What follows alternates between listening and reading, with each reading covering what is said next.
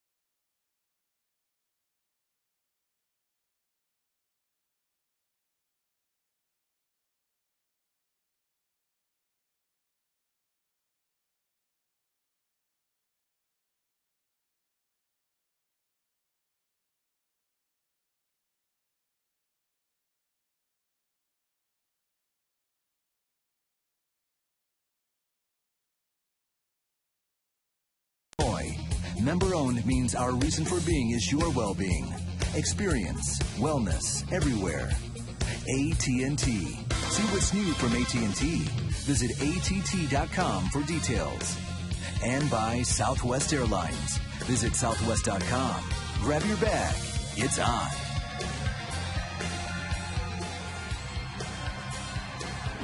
Overcast, very cloudy. In fact, a little foggy tonight. Very damp air, heavy air. The wind not doing a whole lot, but when it is blowing, it's been blowing in. So it sounds like a good night to pitch. And hopefully Randy Wells is on his game as he faces this Florida Marlins Southwest starting lineup. Chris Coughlin leads it off. Gabby Sanchez at first. Hanley Ramirez, 0 for 4 last night, is at short. Jorge Cantu, third in the National League in RBIs. Ugla Baker, the left-handed hitting catcher tonight. Ross Maben, his first start of the series. And Ricky Nolasco has 1 career homer, and it came at Wrigley Field. And let's check out the Cubs defensively, brought to you by Jimmy John. Soriano, Byrd, and Fukudome across the outfield. Ramirez, Castro, Terrio, and Lee once again will man the infield. Giovanni Soto doing the catching tonight for right-hander Randy Wells. Randy very critical of his own performance last time out against the Pirates when he only went 2 innings, gave up 5 hits, 7 runs, and walked 3 in that ball game. Hoping for much better tonight. Needs to keep that sinker down in the zone. Chad Fairchild will call the balls and strikes. The crew chief is Mike Riley. Eric Cooper, Bill Miller at second and third.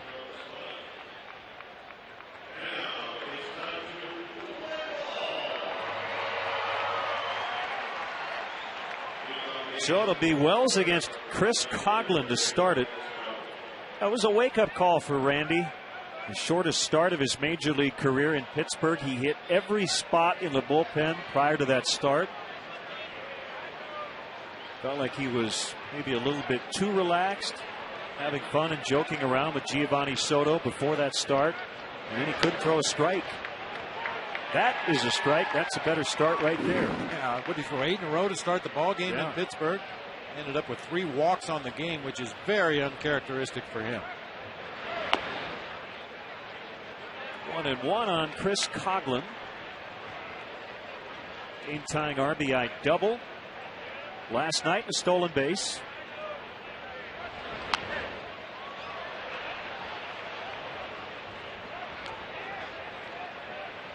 It's chilly, 48 degrees with light fog, and the wind again blowing in out of the northwest at 5.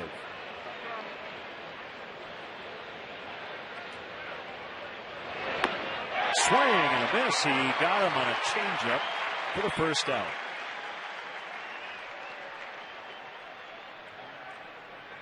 Good start to the ball game for Randy Wells. Established his sinker right away with that strike 1 of the ball game, and then a really nice changeup. Started at the bottom of the zone in the middle of the plate. Ends up low and away for a swinging strike 3.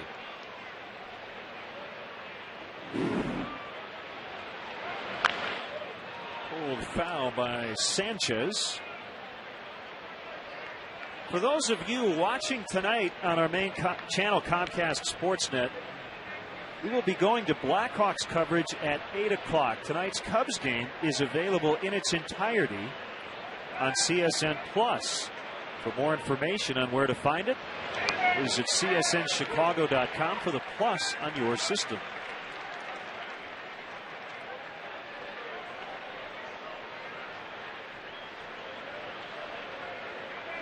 (0-2) on the Marlins first baseman. Make it 0-3. Got him on a fastball. So Wells, who walked the first 2 in his last start, has struck out the first 2 tonight.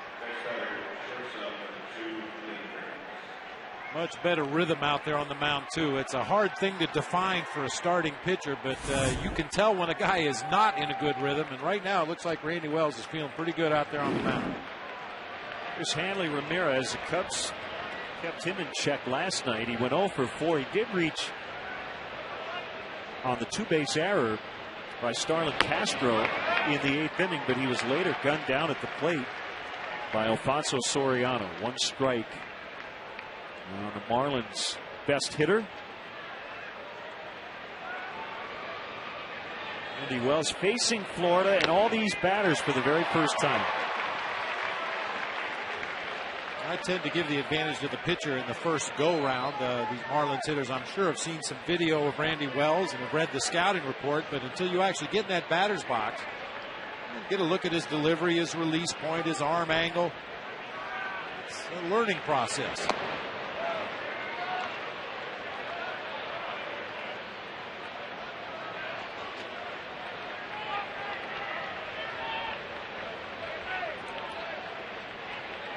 Ramirez has been a lot better against righties than lefties here in the early going. 171 versus lefties, but 349 with 6 of his 7 home runs versus righties.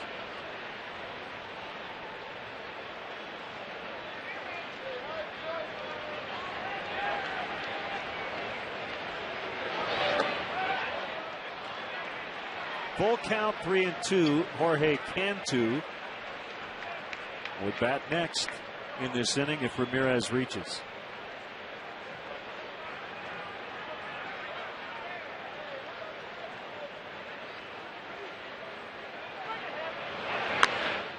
A fly ball out toward Kosuke and right. Only one hands it for the third and final out. No base runners for the Marlins in the first, and the Cubs are coming up.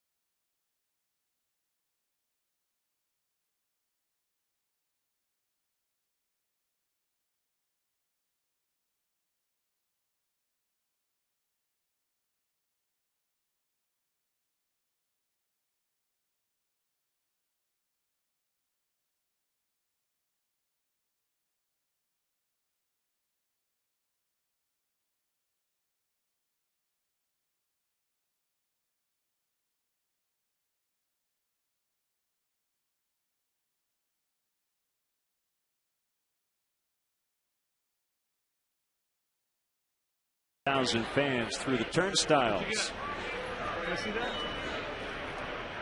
You put a nice picture of Bob Brenly in that photo frame. Now the Cubs Southwest starting lineup. We mentioned Kosuke leading off. Terrio batting second. Bird has now hit 1, 2, 3, 4, 5, and 6 this year. Lee, Ramirez, Soriano, and then at the bottom, Soto, Castro, and Wells.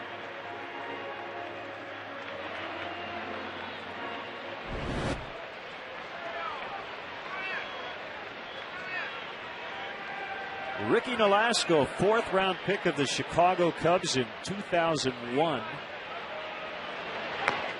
Put together a nice career with the Florida Marlins. 1 ball, no strikes.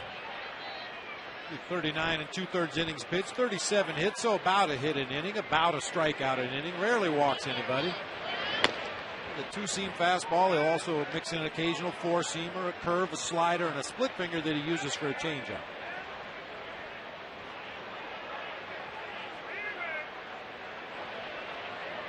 The 1-1 to Fukudome. Now 2 balls and a strike. And the Cubs #1 hitter. Second time he has led off, and with a .417 on base percentage, he's a good candidate to be the leadoff man. Ryan Terrio on deck. Likes to hit the ball the other way, so might create some good hit and run opportunities if Kosuke can get on. Here's a 2-2. Struck well, but Hanley Ramirez spinning, and a bad throw as he was off balance. And that pulled Sanchez off the bag at first. Let's check out the Marlins defensively, brought to you by Jimmy John's. Coughlin, Maben, and Ross tonight across the outfield. Cantu and Ramirez on the left side. Ugla and Sanchez on the right side. Left-handed hitting John Baker doing the catching tonight for right-hander Ricky Nolasco. Half a nice play by Hanley Ramirez, getting to that hard ground ball up the middle of the field. Looked like he got his cleats caught in the dirt out there and fired his throw wide to first base. Well, maybe that hit and run opportunity in the very first inning. Kosuke not going, and Terrio takes ball 1. I showed you the drastic home and road numbers for Nolasco. He had his 2 best starts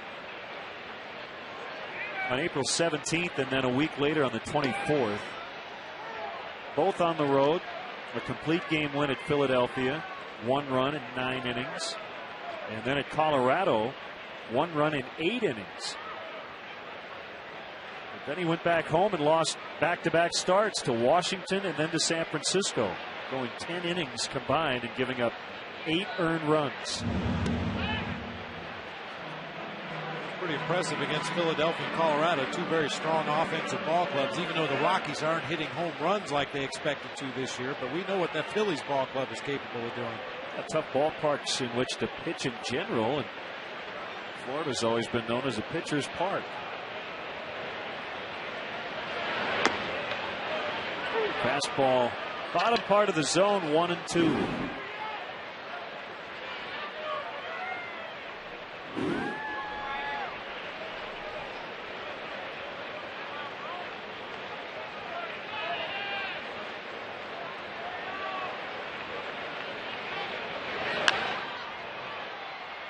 Terrio's trying to go the other way as he hit it foul off to the right. His natural swing is to lead with the knob of the bat. The barrel drags a little bit behind. Even pitches on the inside part of the plate, Ryan has the ability to stay inside and shoot that ball the other way. Velasco listed at 6'2", 228 pounds. It's floated out into right, but it's going to hold up for Cody Ross, who played center last night. And he's back in right with Cameron Maben playing center. Terrio actually hit it too good. That was a curveball, outer part of the plate. Got the barrel of the bat on it, but unfortunately, Cody Ross shaded that way. Didn't have far to go to make the play. Velasco has an interesting leg kick. Just about every pitcher does it differently. I mean, it's a real kick.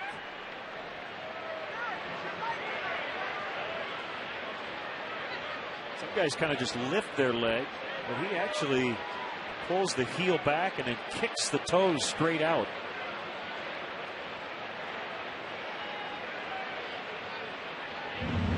Throw over to first to check on Koska.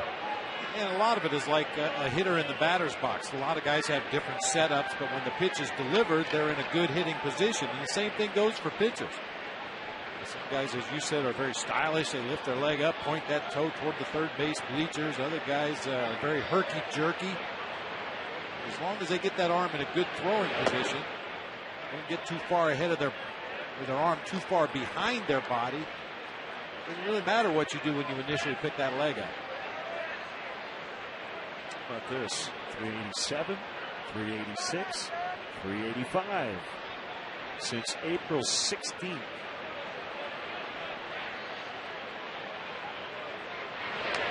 Fouled back. It's really tough to make sense of some of the offensive numbers the Cubs have put up.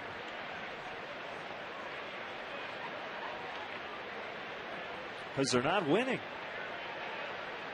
Since April 21st, the Cubs lead the majors in batting average at .292.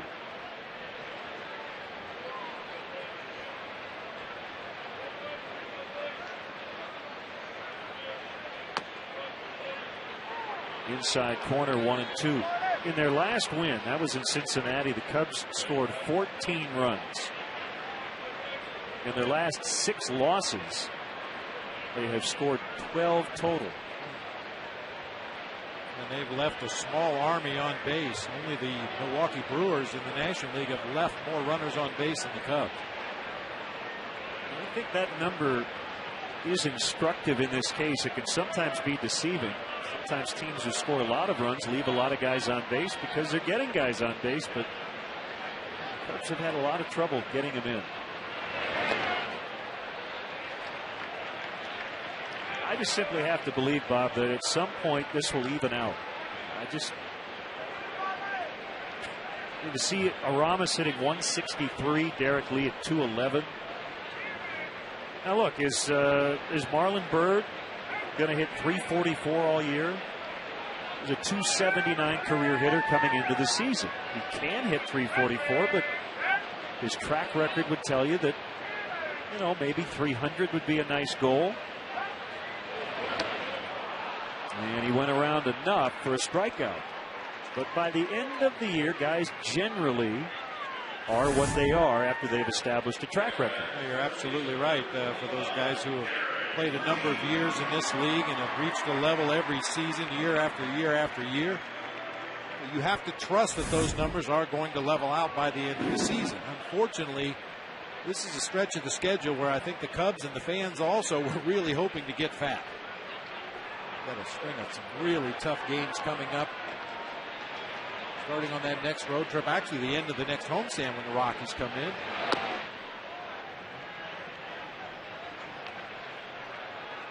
Well, Derek and Aramis both understand they're paid big money to be the run producers on this team, and they both understand that there's going to be a lot of criticism when they're not doing their job. It's picked up by Cantu, who will toss to Ugla, and that ends the inning. Leadoff single, but no runs. 0-0 after one.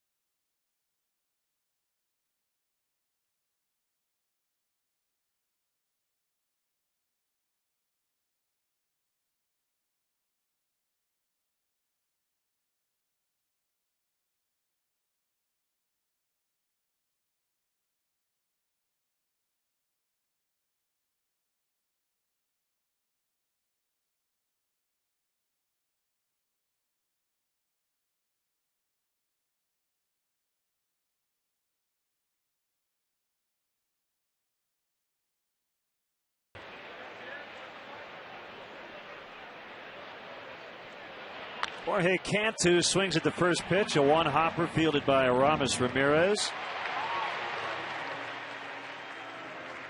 A reminder, we are currently on two different channels, Comcast Sportsnet Plus, and the game will be on in its entirety on that channel. We are also on Comcast Sportsnet, and those of you watching on our main channel, we will be going to the Blackhawks coverage at 8 o'clock. And again, CSN Plus is where you can find this Cubs-Marlins game on in its entirety. And for more information, visit csnchicago.com for the Plus on your system.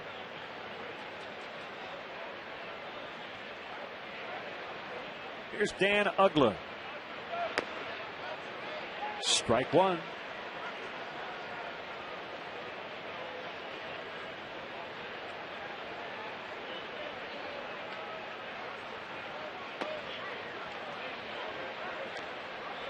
One ball, one strike.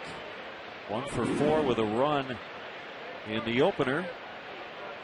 He has prodigious power.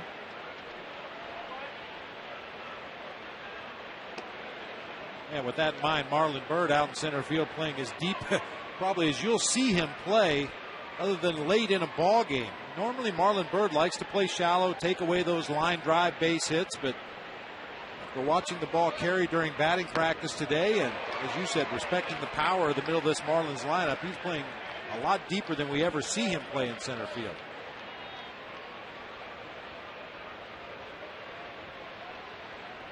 Ugla and Ramirez have been together for several years. In this day and age, as he taps it toward first, it's foul. Guys just tend not to be together that long. Alan Trammell played with his double play partner Lou Whitaker for basically 2 decades. And who knows how long Castro and Terrio will be together, but the longer the double play combos are together, you get a rhythm going where you don't even have to give signals. You just kind of know where the other guy is going to be. It all becomes second nature.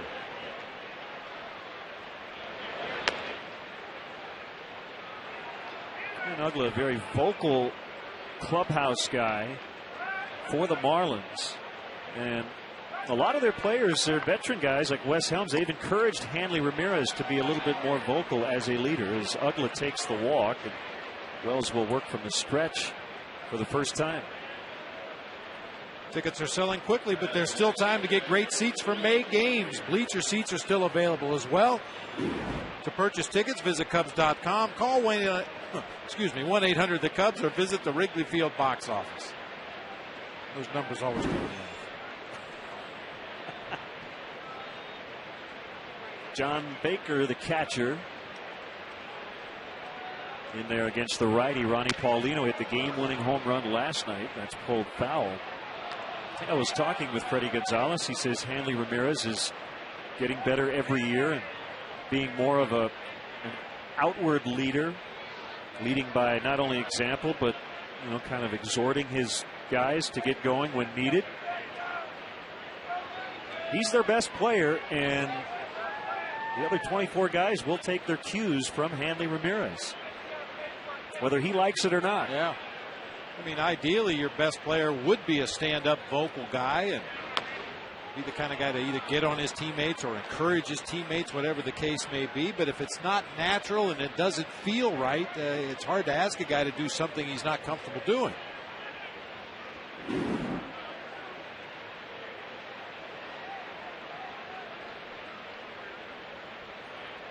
Cubs don't really have an official captain. If they did, I think Derek Lee would win that vote among his peers. But again, he's more of a lead by example kind of guy. Although I do know there have been occasions since he has been a Cub, and maybe more so over the last few years, where he has spoken up when needed. As Soriano will make the catch and retire Baker for the second out.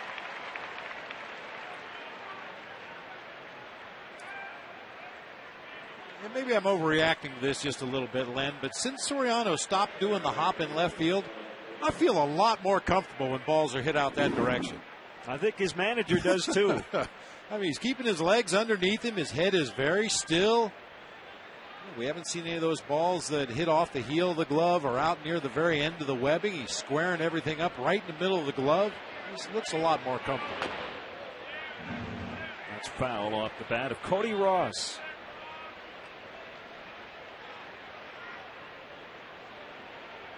And it's been a process. When he said, I'm getting rid of the hop, he would on one catch, and then the next he would hop, but we've seen it less and less. Yeah.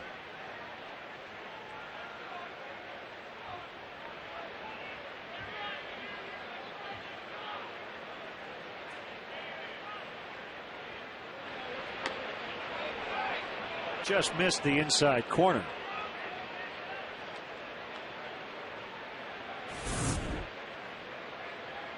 Change up that started in the middle of the plate. Might have caught the inside corner before Gio catches it off the plate inside. A lot of movement on that changeup tonight.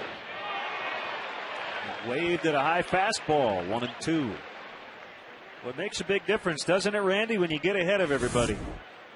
Well, you put those hitters in a defensive mode, and yeah, not even a borderline pitch. That's a shoulder high fastball. Very awkward attempted check swing strike.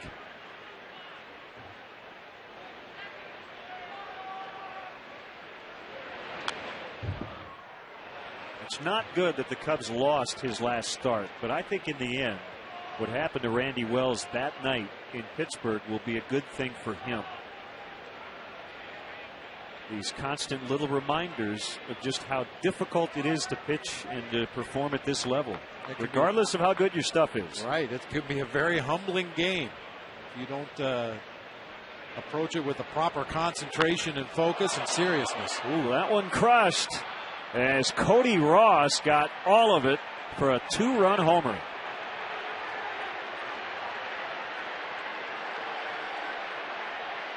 Well, that had a majestic sound off the bat. Mentioned Ross. Now with just 2 home runs, they haven't had a lot of production out of their outfield. He's a guy they expect to hit more than 20 when it's all said and done. It appeared to be that same changeup that started in the middle of the plate, was working its way down and in, but didn't quite get there, and Ross was all over it. You can see how far that ball carried into the back of the bleachers in left field. The wind is pretty much blowing straight in from left right now, but it didn't affect balls very much in batting practice, and it certainly didn't affect that one very much. Bob, these are the first runs the Florida Marlins have had in the first 5 innings of a game in over a week. Ooh. They had gone 7 straight games without scoring before the 6th. And Castro handles that cleanly as he throws out Maben to end the inning. Cody Ross with a home run. It's 2-0 Florida.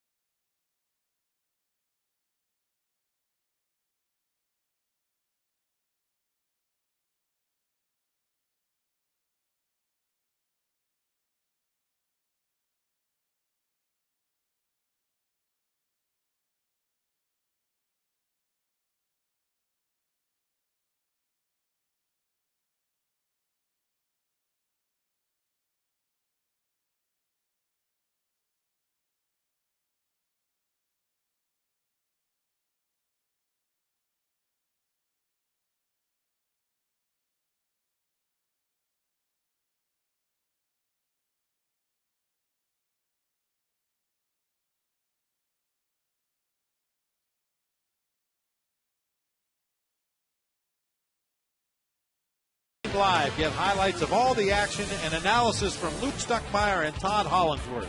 Don't miss Sylvania Cubs postgame live immediately following the game right here on Comcast Sportsnet Plus, fans' best friend. Cubs trail early 2-0. Cody Ross with a 2-run homer off Randy Wells.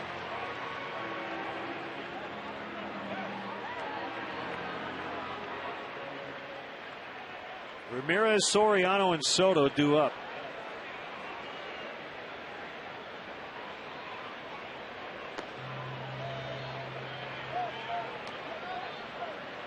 I just can't believe these numbers. 163 for Aramis. He pops it up. Let's see if anybody has a play. Nope.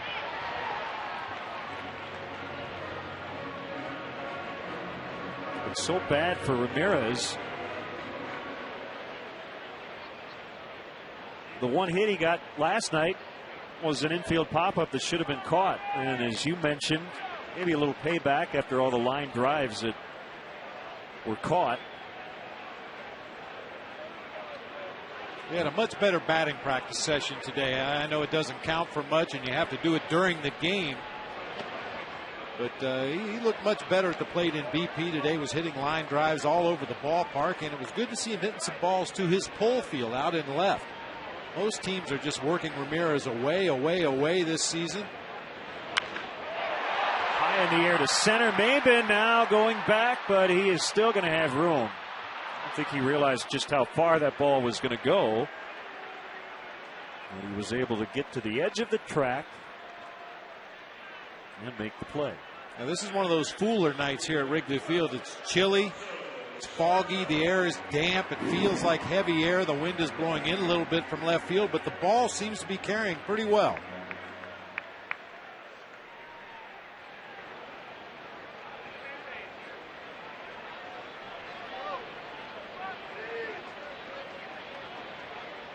Pitch to Soriano. Hit foul. We like to think that we have some insight before the season on what's going to happen. And I know you don't like making predictions because too many things can happen, but I really thought the two keys to the entire season, as Albert Einstein looks on, were Soriano and Soto. I thought if they could get back to where they were a couple of years ago, this team would be in great shape. Well, they have. Well, that's because we assumed that Derek Lee and Aramis Ramirez would do what they normally do. Tells you there's a lot more involved than just two guys. E equals MC squared. Jason Worth, 24 extra base hits, 17 doubles already this season. A 1-2 tap back to Nolasco. Does not even have to get off the mound to record the out.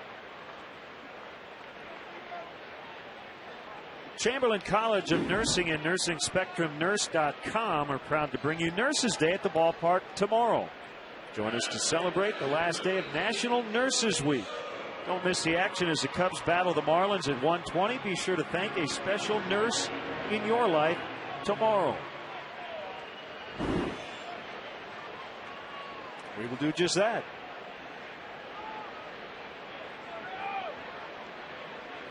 Do we know those two ladies are nurses?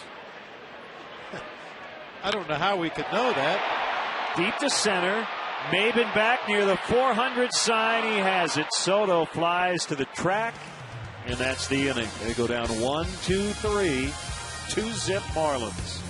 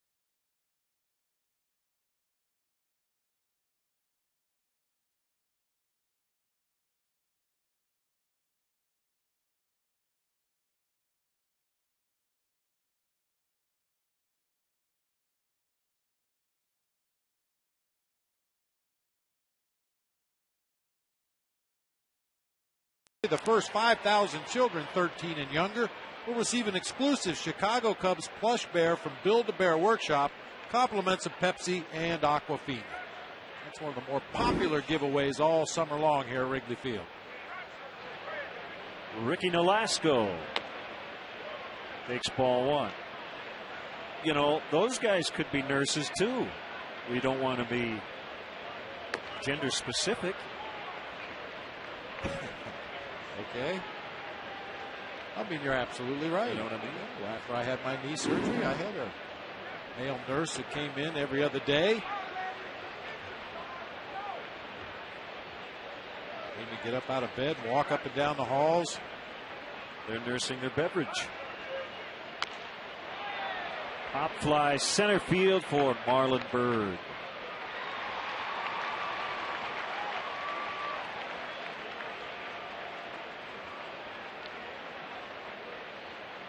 So does this feel like July in San Francisco when you played? Not quite as windy, huh? Yeah, there's not enough wind. If we ever had a night like this, we'd play a doubleheader. This would be a good night at Candlestick. Fog rolling in.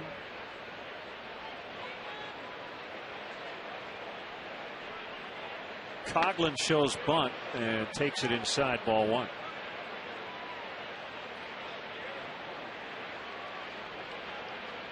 Coughlin did not even make his major league debut last year until May 8th. So about a month into the season, he went on to win the Rookie of the Year. He hit .321.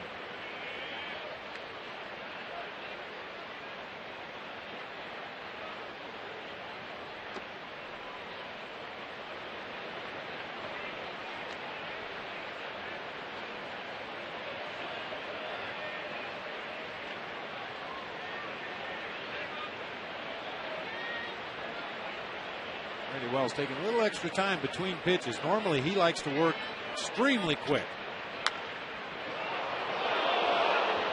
Rocketed down the line with foul.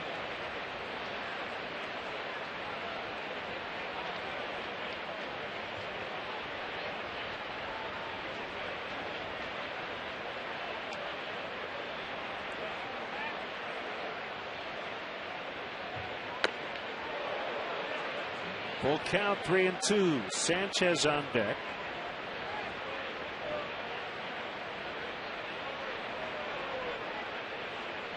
A huge offensive outburst for Florida early. They've been used to getting into the 6th inning without a run. Last night they didn't have a hit over the first 5 innings against Ted Lilly. And he went around a strikeout. Coughlin thought it was ball 4.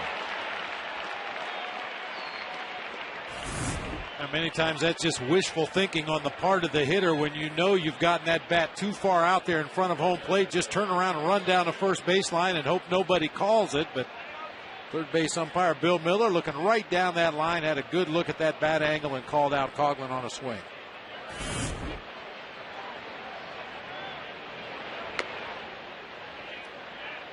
One and 0 on Sanchez.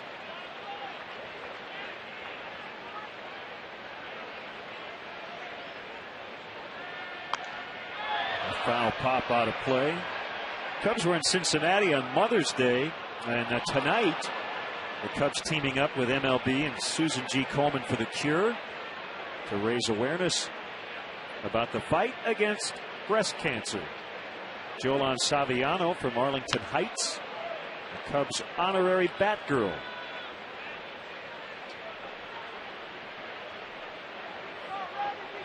And those specially marked pink bats. And that's high and deep off the bat of Sanchez, and Bird's going to run out of room. 2 homers for Florida early on, and they lead 3-0.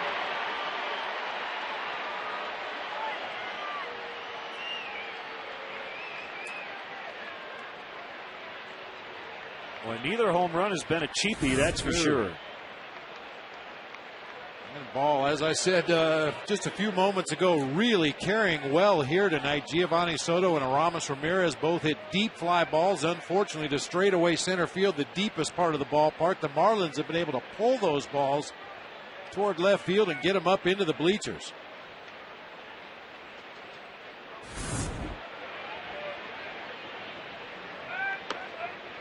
Hey, you started to talk about those the pink bats that the players used on Mother's Day. You can check out the clubhouse and team stores. Go to MLB.com. Swinging bunt by Ramirez. Soto's going to throw him out. Randy Wells, over his first 6 starts, allowed 1 home run. He's given up 2 early on tonight.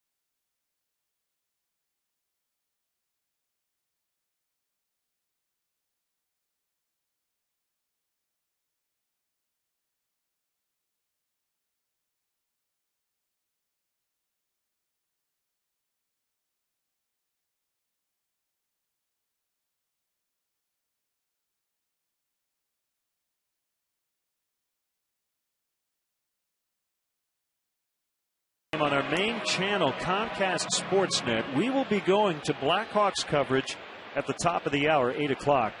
Tonight's Cubs game is available in its entirety, Comcast Sportsnet Plus.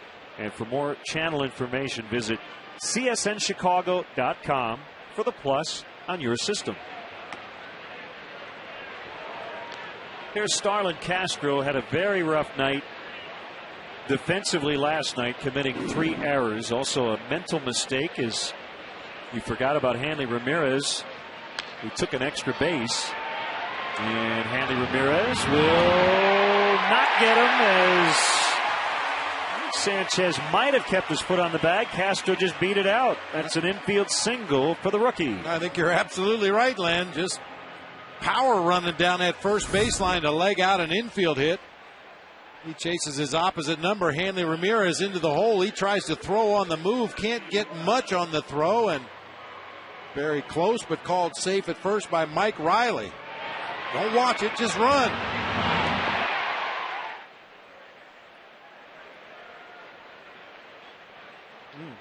Really close.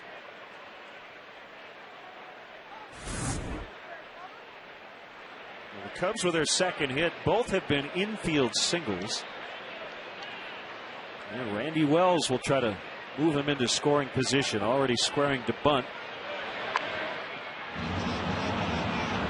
And he will be tagged out by Sanchez.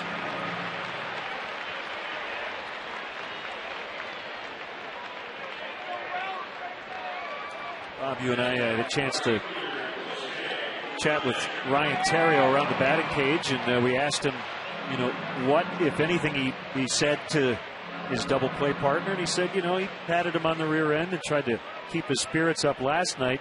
And then he added, I can't even imagine being 20 years old in this situation. And I think a lot of Ryan's veteran teammates feel the same way, just how impressed they are that Castro's even here in the first place. And, you know, obviously we don't know Starlin Castro as well as some of his teammates do. But, boy, from what we've seen, he's a very poised young man, and I don't think the errors that he made in that ball game last night are going to have any lasting effect. He's played this game for a long time, even though he's only 20 years old. And granted, he hasn't played at this level very long, but he's very confident in his own abilities. He's going to make his share of errors over the course of the season because he is so physically gifted. He'll try to make the incredible play from time to time, but I think he's been around the game long enough, even though he's only 20, to know to let the bad ones just roll off your back. Well, it goes back to the Randy Wells discussion. You are going to make mistakes, but you just hope you learn from them. You don't repeat them. And again, maybe in the end, Starlin Castro will say, you know what, that Monday night at Wrigley Field was the best thing that ever happened to me.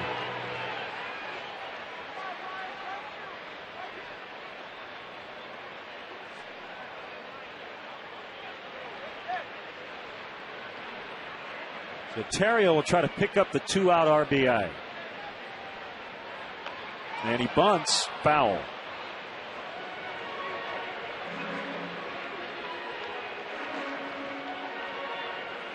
Yeah, singles hitter, all he's trying to do is reach first base. Not a bad try. Yeah, well-placed bunt drives home a run just like a base hit to the outfield. And a lot of times a hitter like Ryan Theriot, a guy who may bunt for a base hit, will have a sign with the third base coach as he's walking up to the plate to alert the runner at third, hey, I might try to bunt right here. Make sure he's on his toes.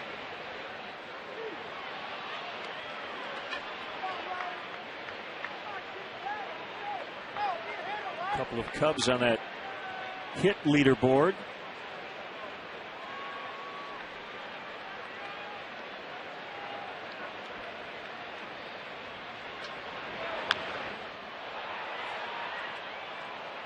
You see, Nolasco has a couple of different leg kicks.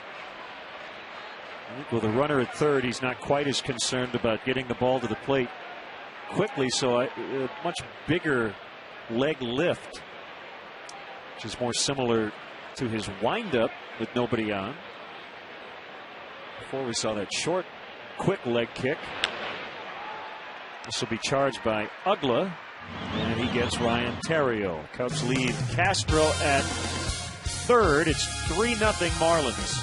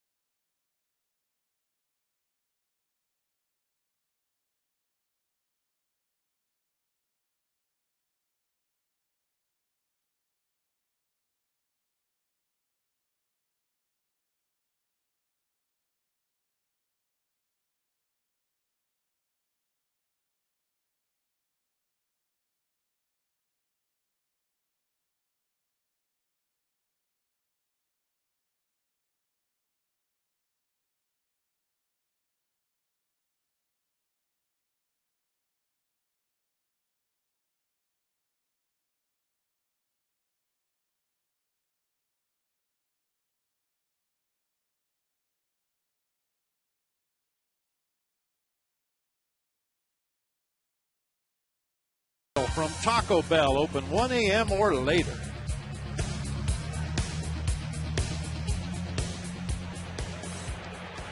Cody Ross with a 2-run homer in the second. Gabby Sanchez solo shot in the third.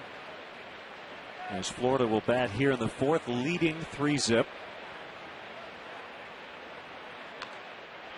Hey, the Cubs announced today the third annual Road to Wrigley will come up on Wednesday, July 5th at 7:05. The Peoria Chiefs, who were involved in the inaugural Road to Wrigley, will play the Kane County Cougars. And that'll be a rematch of July 29th, 2008, when 32,103 fans came to that Midwest League contest.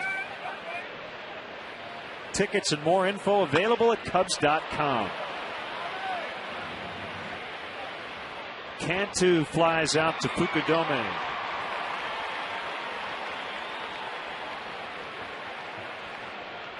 Time for the AT&T trivia question.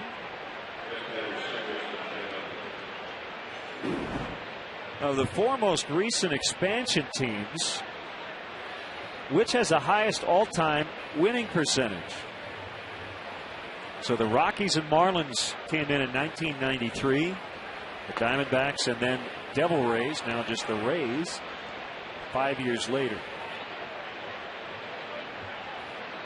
I had guessed earlier, I got 1 and 4 right. I had 2 and 3 in reverse. But I did get the number one team correct. And I will tell you their winning percentage is under 500, just barely.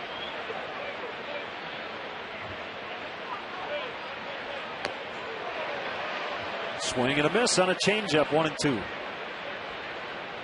We're getting back to that Road to Wrigley. Had a chance to talk to Pete Vanaken and Rocky Vanaken, the president of the Peoria Chiefs. They're here at the ball game today, enjoying themselves this year. The Chiefs are sitting in first place in the Western Division of the Midwest League. Castro can't quite get it. That should be a hit. Ramirez let it go, as Castro was right on top of him, and Ugla has an infield single. That's still a much easier play for the third baseman to take one more step to his left, and then his momentum is carrying him toward his target over there at first base. Yeah, that's Aramis' ball right there all the way. Starlin Castro's momentum is carrying him toward home plate. He's going to have to throw back across his body to first. Not that he can't do that, but it's a much easier play for the third baseman, cutting across the diamond in a direct line to where his throw is going to go.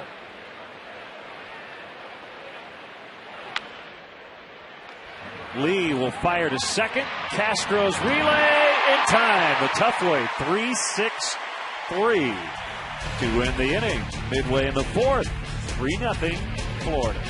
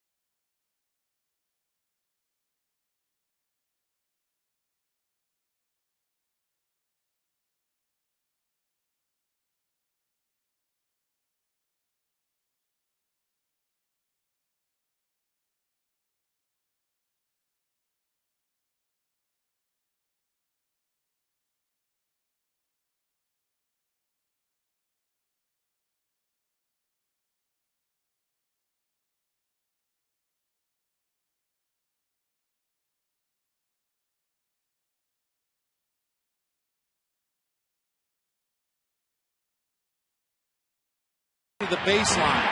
The runner never got in the way of Starlin Castro. He had a real good look at that throw and completed the relay back to D. Lee to complete the double play.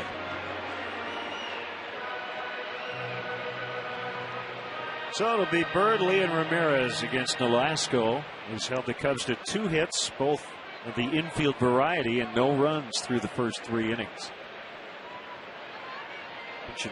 Marlin hitting third. For the first time this season, he's now hit in all of the top 6 spots in the batting order.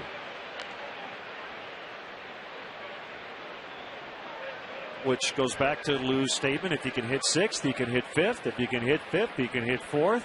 If you can hit 4th, you can hit 3rd, and right on up the line. Maben drifting and now backpedaling with the catch. All right, give us a guess here. AT&T trivia. Most recent 4 expansion teams. I'm going to guess Florida just because they're here. No. Well, I know Arizona's had a couple of really good years. Yeah. But you know, the first couple weren't so hot. Well, there you go. You had a lot of good ones in a row. Yeah. You were a big part of it. Tampa Bay's had the roughest go, even though they've been really good here the last couple of years.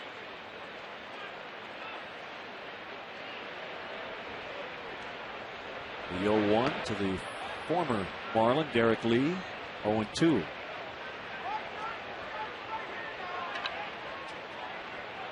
Yeah. Proud to be part of it. What the heck? Not giving yourself enough credit. Ball strike 3.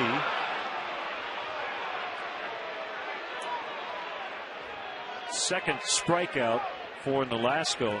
You were talking about the Peoria Chiefs, Bob. I wanted to mention this. Nathan Believa, the longtime radio voice of the Chiefs, last Friday called his 1,000th Chiefs game. He started in 2003, and we wanted to acknowledge Nathan, who's a terrific broadcaster and gives us a lot of great information, especially when Cub players are rehabbing with the Chiefs, and he's one of the great guys in this business. Yes, indeed. Congratulations to Nathan. Here's to 1,000 more.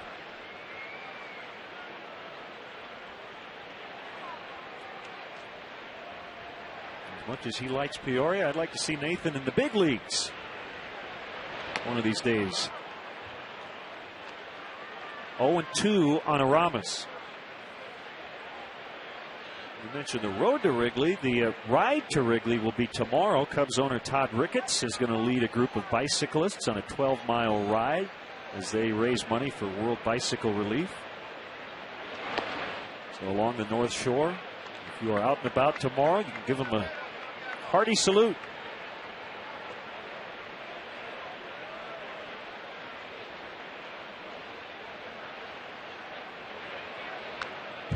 Out back.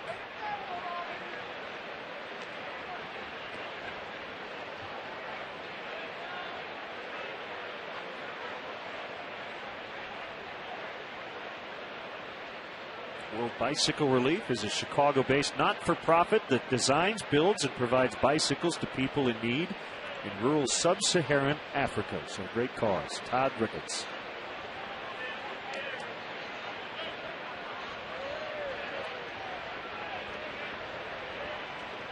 Long look by Nolasco. He gets a sign from Baker, and here's his 1-2 pitch. Bounced foul. When you look at the long fly balls that the Cubs have hit to center field in this game, and you'd say that that's really been the difference so far, that the Marlins have hit their balls to left and left center, and the Cubs have hit their well-struck balls to straightaway center field. Part of that is Ricky Nolasco hitting his spots. You always try to force the opposition to hit the ball to the big part of the park. Out in front, foul.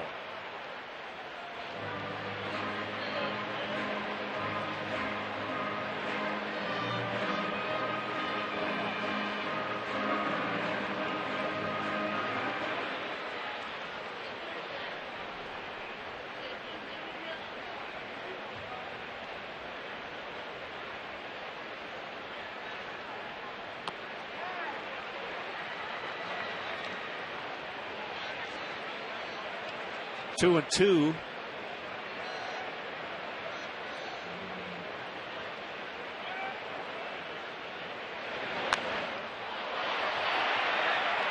Baker, no room. About 3 rows up.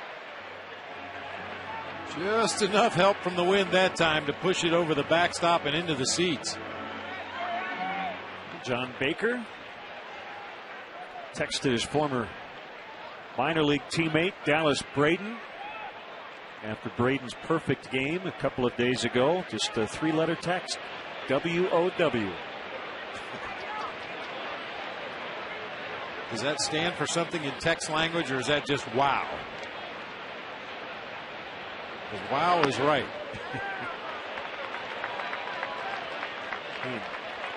Marlins reliever Dan Meyer played with Braden.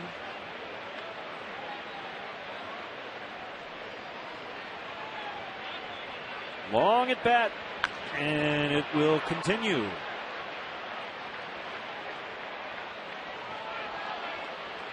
Two pitches already.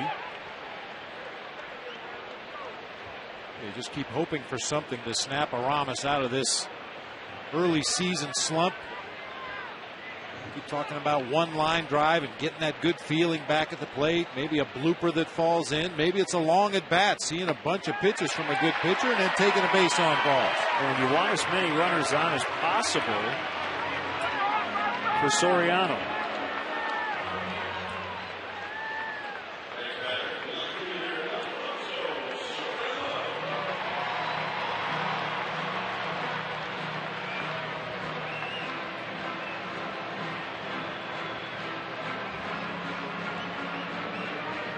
We keep waiting for this team to manufacture some runs, but on a night like this, they're down 3-0. You look at what they are; they need a 2-run homer in a spot like this. Yep. Give this team some life. It's been way too difficult for whatever reason to string together 3 or 4 hits in a row.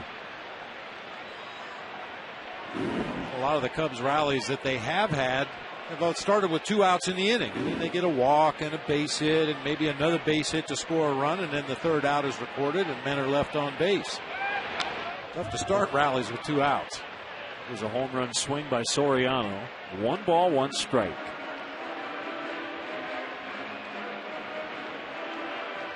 And if he gets his pitch, there's a pretty good chance it's going to be hit to left field. Soriano doesn't make a lot of outs to straightaway center. Most of his outs are pulled on the ground to the left side or fly balls to left field. Working on a 9-game hitting streak. 1-2. He did it all last night. 3 hits, 2 RBIs, and an outfield assist at the plate. Couldn't get that spinner. Yeah, tough pitch for anybody to handle right there. That slider at the knees just sliding across the plate, ended up off the outside corner. It's a slower one. Just able to get a piece of that one to stay alive.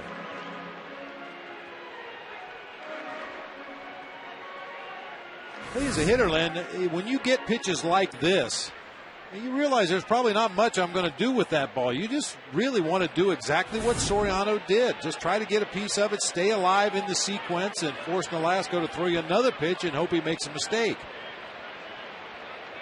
You'd much rather foul that ball to the backstop than put it in play weakly.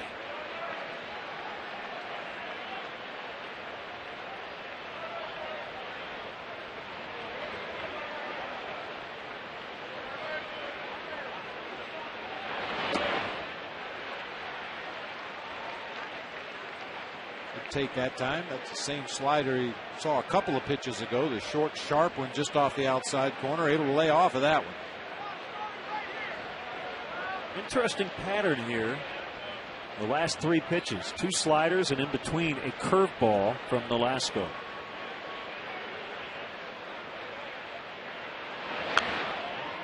Fastball that time.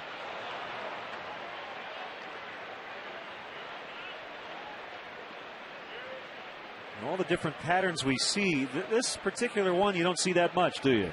Well, you sometimes see the breaking balls in the middle of the sequence, and then when the fastball comes, it's usually up high to Soriano. They try to get him to chase a fastball up out of the zone because they know he's such a good fastball hitter. But that one was center cut on the plate that time.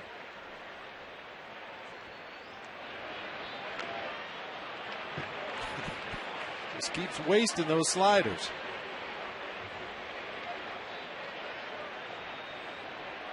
For a righty, Bob, against a guy like Nolasco, difference between the slider and the curveball in terms of what you see, you just have more time to look at the curveball, right? Curveball's a little slower. The rotation is more over the top. The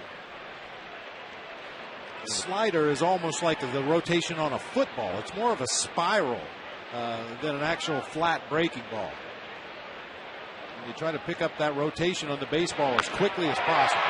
To left, but it's an out as Coughlin will head back into the visiting dugout. 3-0 Florida.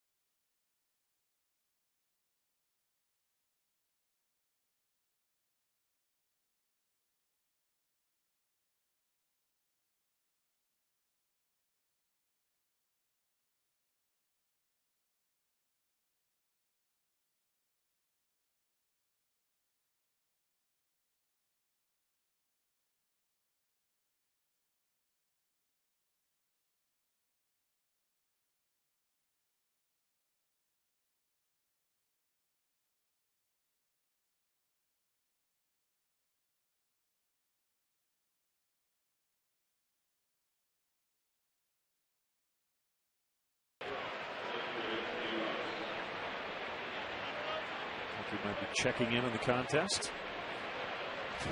97, 98. Cody Ross, 2-run homer in the second.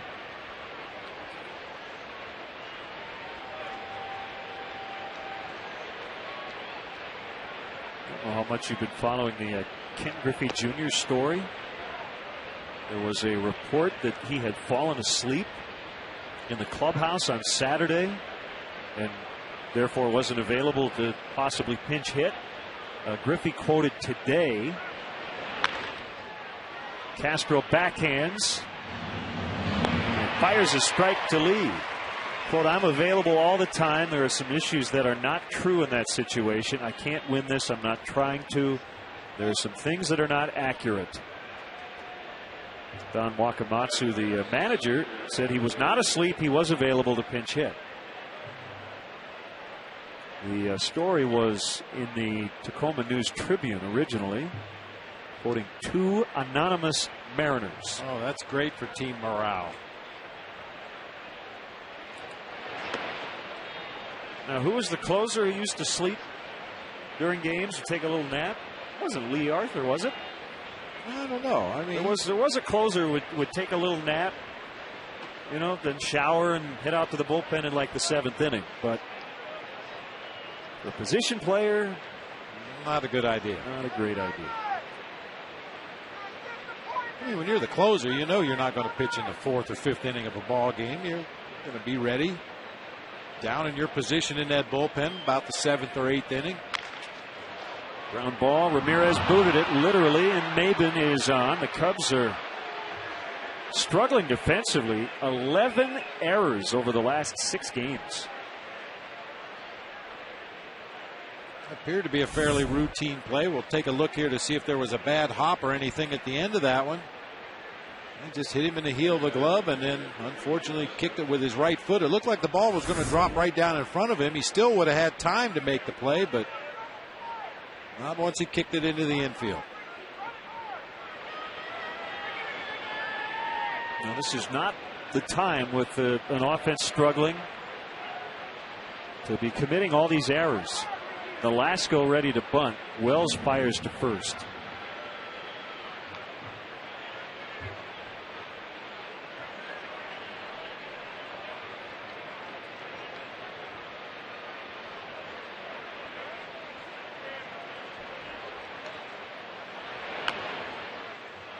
Bunted foul.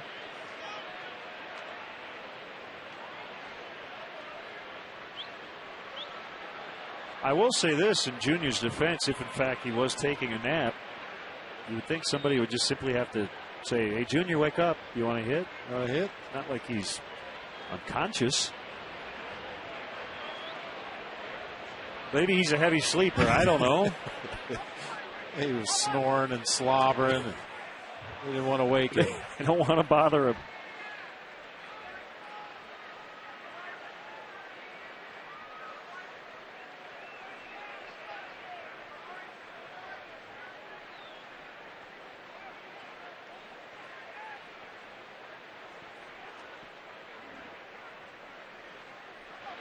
Two strikes on the Marlins pitcher.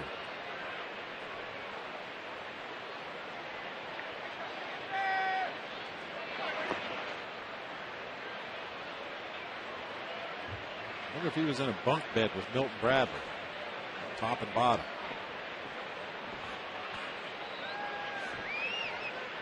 I don't think Milton is back with the Mariners. He has been put on the restricted list to deal with some personal issues. And bunted foul. It's a strikeout. Meet the Team, Have a Ball, presented by Bank of America, is on Wednesday, May 26th at 2:30. Collect autographs on an authentic MLB baseball from the 2010 Cubs players and coaches in attendance. Limited tickets are available for $300 each. Proceeds benefit Chicago Cubs charities. To purchase tickets, visit Cubs.com or call 773-404-CUBS.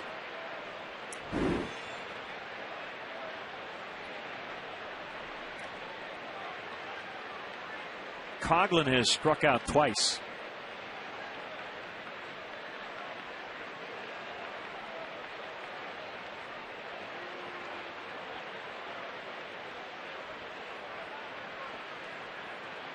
Joe Mauer back in the Twins lineup for the first time since suffering a heel injury on April 30th, and he's 2 for 2 against the White Sox tonight. Twins lead 1-0 in the 5th. Lee can't get it.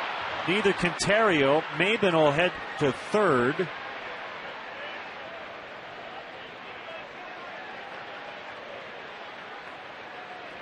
This is where the error, even if Florida doesn't score in this inning, the inning has continued for Wells. You make the starter throw some more pitches.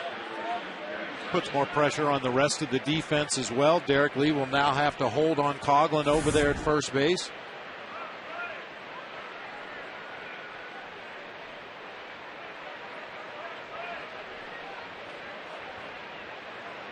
Every time you get another base runner on base, it creates weaknesses in the defense. A big hole on the right side of the infield right now for Gabby Sanchez. Well, the other question that would come up, is it just a coincidence that the Cubs have had their worst defensive stretch of the year while they're going through their worst offensive stretch? Are the two connected in some way? Well, I talked to Ron Santo before the ball game today, and he's a firm believer that a couple of the Cubs have taken their bats right out to their positions with them defensively. And I think in Soriano's case, it's the opposite. He's been as good defensively, as solid as he's been, and he's going through his best offensive stretch. Yep. So it might work both ways. Yeah. And it is only human nature when you're struggling offensively. It's hard to get it out of your head. It just occupies all your time and all your thoughts. And it's certainly understandable occasionally a guy will go out there defensively and still be thinking about his last at bat, or maybe looking forward to his next at bat, and not quite as prepared as he should be for that ball that comes his direction.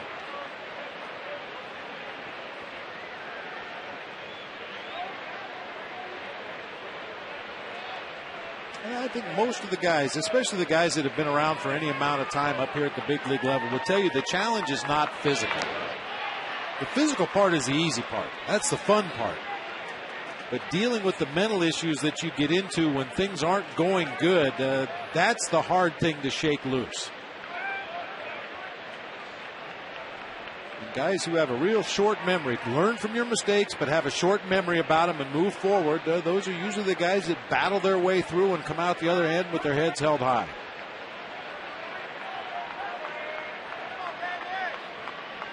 1-2 on Gabby Sanchez. Pop to right, and Fukudome still going back. He has it. Backpedaling onto the dirt. An error, a hit, no runs. Halfway home, 3-zip Marlins.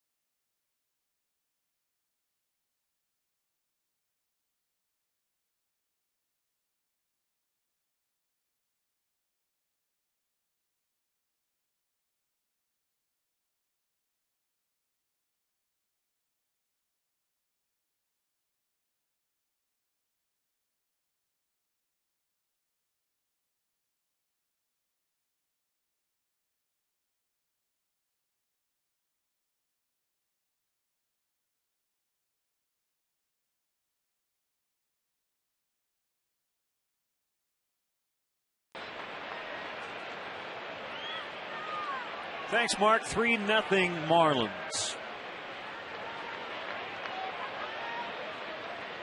Cubs have dropped 3 in a row and 6 of their last 7.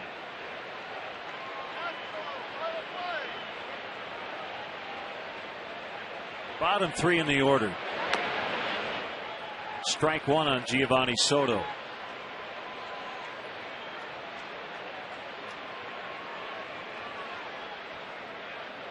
Ricky Nolasco over 08 and 09 combined for 28 wins, although last year he had a 5.06 ERA. Somehow he managed to win 13 games in 31 starts. He had a terrible start to the season, was optioned back to AAA in late May. Then when he came back on June 7th, he went 11-4 the rest of the way. So maybe that was a wake-up call for Nolasco.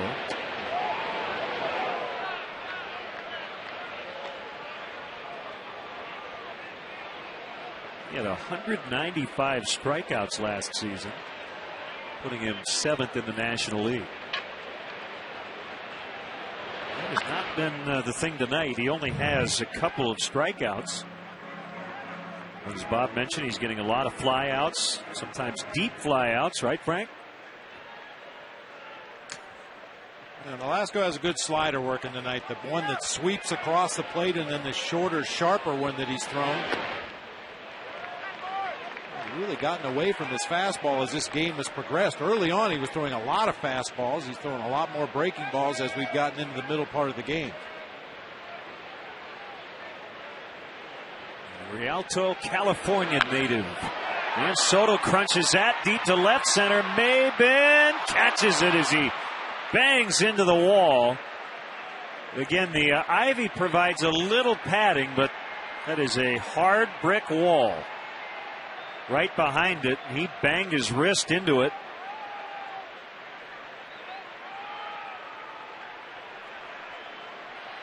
And Freddie Gonzalez taking a look, and I believe Maben is going to be okay. As a manager, you're hoping he's okay because you don't want to have to run all the way out there to center field. Another ball hit extremely hard to the big part of the park. Giovanni Soto's hit about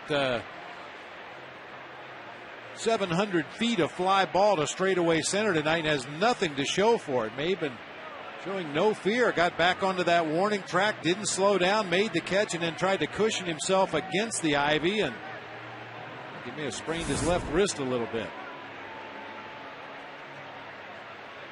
So Sean Cunningham, the head athletic trainer, along with Freddie Gonzalez, checking on the right or left wrist / hand of Maben.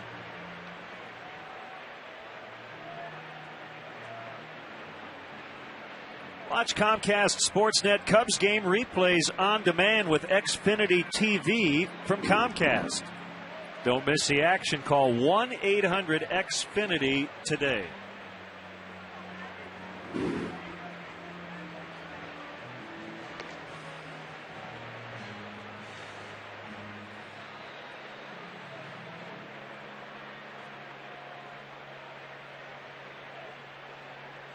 That'll bring up Starlin Castro.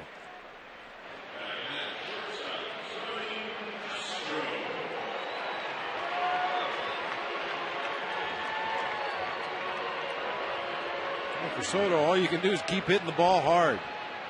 He's hitting those pitches where they should be hit. Pitches out over the plate, driving them back up the middle of the field. Unfortunately, just not enough to get out of here and too much to drop in front of the outfielder.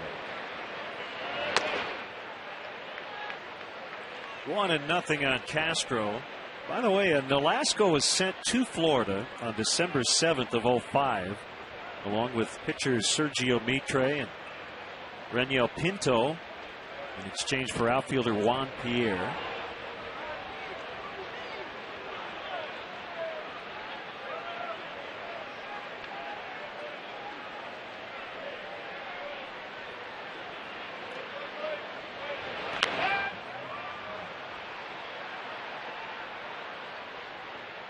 Well, you know, the Cubs and Marlins have made a lot of deals over the years.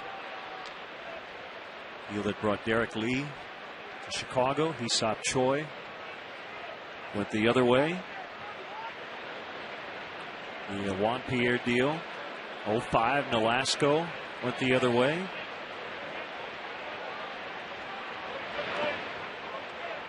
Antonio Alfonseca. Dontrelle Willis. That was a Matt Clement deal, I believe. Sounds right. Sometimes you have make a trade with an organization and base hit back up the middle. Second base hit of the game for Starlin Castro. First was an infield hit to shortstop. This one a clean ground ball right back up the middle of the field. Now you develop a relationship with an opposing general manager, and their surpluses seem to fit well with your needs, and you find yourself making trades with some kind of regularity.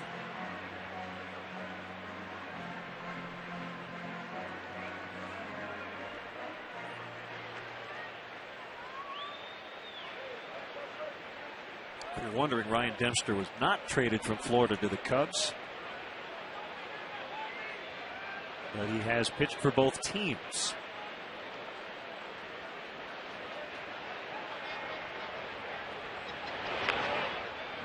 Wells bunts foul. Well, I was with Florida in 2002 when Matt Clement was traded to the Cubs. I remember hearing the name Dontrelle Willis, but it wasn't as if he was the centerpiece of that deal. Sometimes you don't know who the centerpiece is going to turn out to be.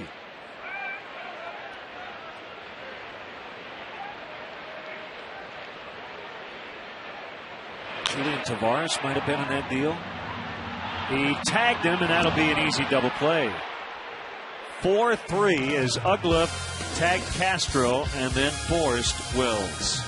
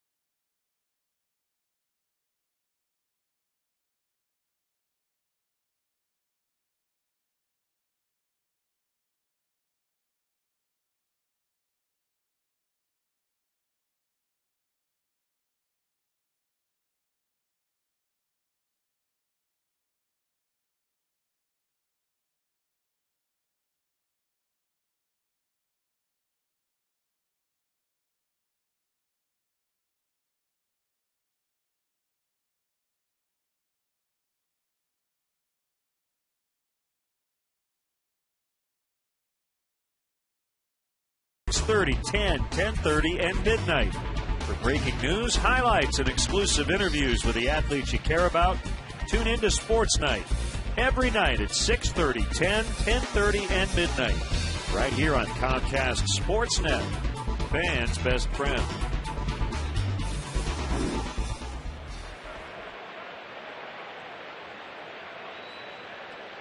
Top of the 6th is Hanley Ramirez, number 3 batter for Florida, fouls back. 1 strike.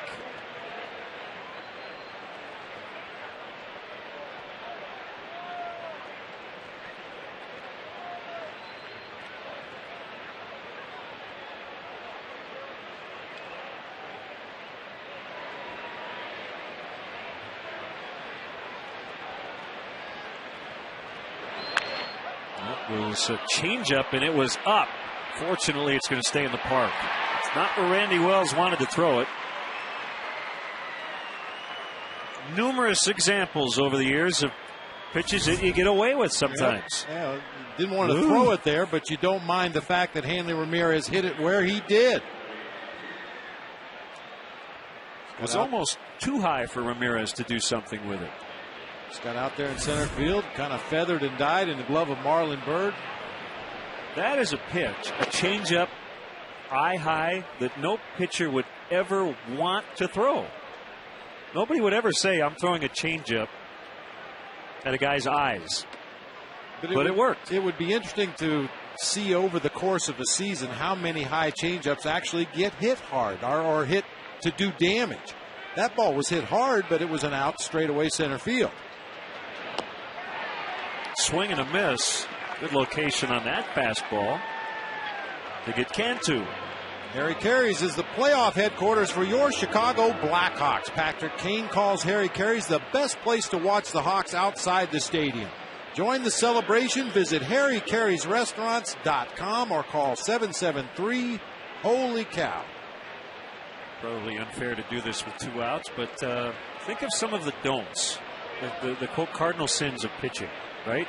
You never throw this to this guy. That would be one that you would think of. Never throw the same pitch 3 pitches in a row. Okay. We see guys do that all the time. Right.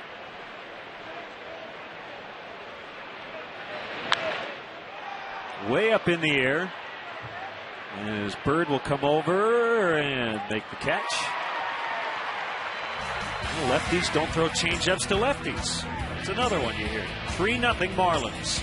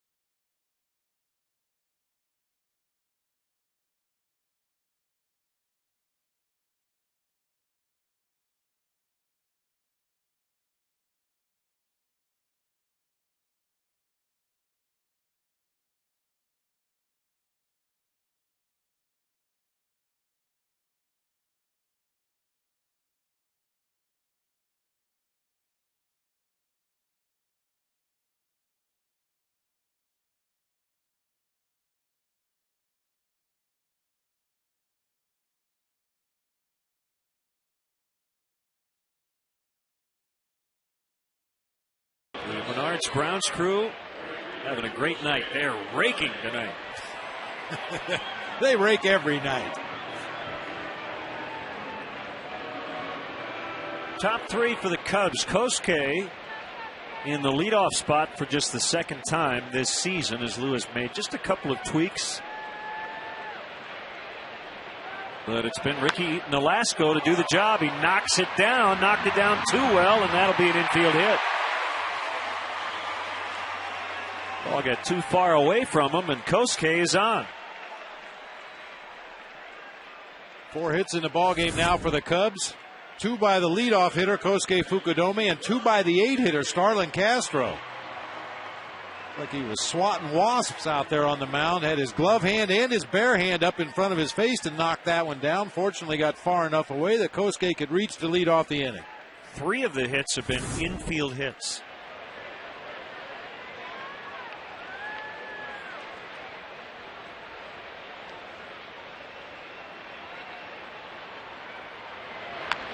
Terrio flies to right. Cody Ross the catch. Ryan is 0 for 3. And it'll bring up Marlon Bird. All right, some other no-nos can you think of? I mean, they tell you if you're going to go, hard in, soft away. So soft in is generally frowned upon, right? Yeah, absolutely. I mean, don't walk the leadoff man. Don't get beat with your second or third best pitch. And all the rules are violated or broken at some point during the course of the season. And many times you get away with some of those things that pitchers and pitching coaches call cardinal sins. If the guy is fouling your fastball off to the off field, in this case, Marlon Bird hitting foul balls down the right field line on fastballs, don't throw him an off-speed pitch. Don't speed up his bat.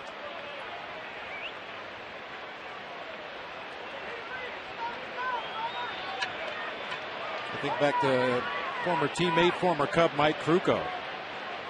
In an advance meeting one time when we were playing the Philadelphia Phillies, we were talking about Mike Schmidt. That's deflected by Nolasco yet again, and a nice play by Ugla to flip it to his double play partner Ramirez. So they get the lead man 2 down. The Cubs taking target practice on Ricky Nolasco here in this inning.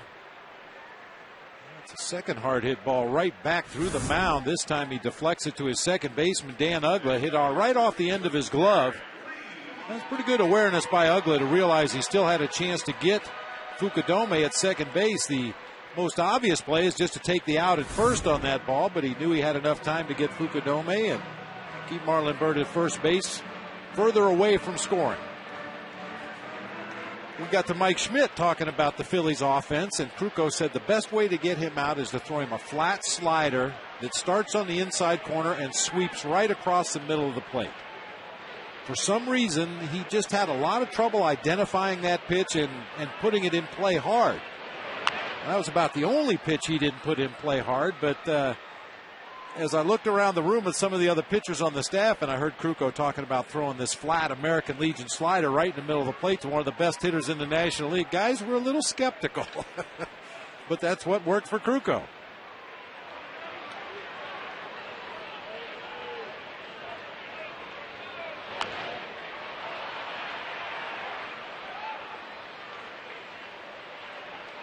Former Cincinnati Red, great RBI machine, Tony Perez. If you threw him a slider at the knees on the outside corner, he would knock the living daylights out of him. He was the best slider hitter I ever saw. Sliders that most hitters would swing through or take for called strikes, he would drive to the gap in right center with regularity. That's not an easy pitch to hit. It's not an easy pitch to identify against a lot of good pitchers in the league, and for some reason he was on it every time.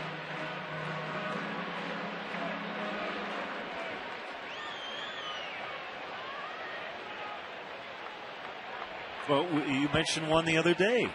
You don't throw your changeup on the first pitch because you have nothing to change up from or to.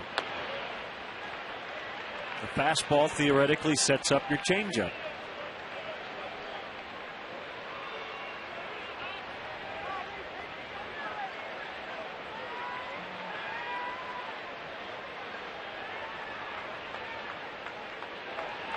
Two and two with Bird at first and 2 outs in the inning. Just inside.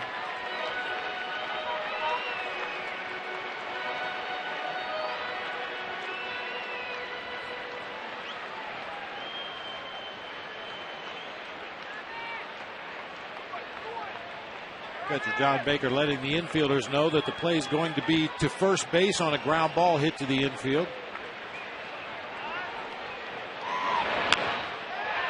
And that will drop. Foul. Would have scored a run. Yep. As Derek fought it off and floated it down the right field line. And a couple feet foul. Yeah, Bird was really motoring between first and second as that ball was floating out there in right field and just hits on the mounds out there down the right field line. Foul.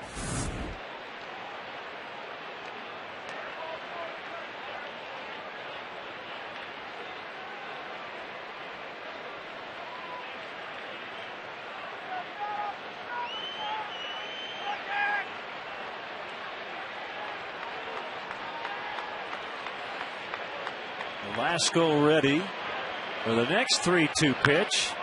And a drive deep to right. Ross is back near the well, into the well, didn't catch it. And Bird's going to score, and Derek has a double. It's 3-1.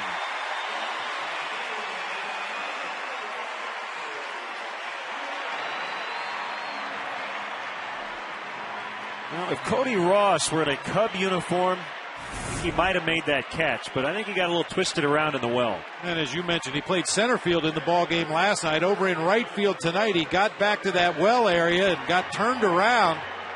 Actually had plenty of room to make that play, but carried a long way the opposite way off the bat of Derek Lee. Cubs will definitely take it. Now another runner in scoring position here for Ramirez with 2 outs. An 11-pitch walk for Ramos in his last at bat. He represents the tying run. Look at that. Shaking his hand. Quite sure what happened there on that swing.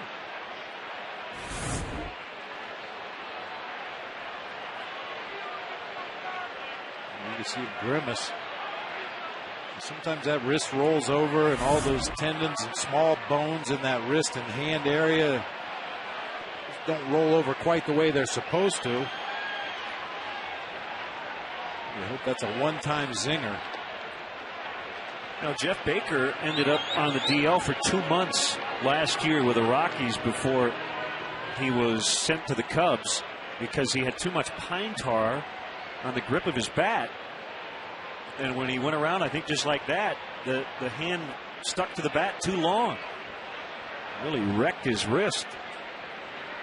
Same thing happened to Carlos Silva earlier this year. And we know Aramis has a very violent swing. 1-2.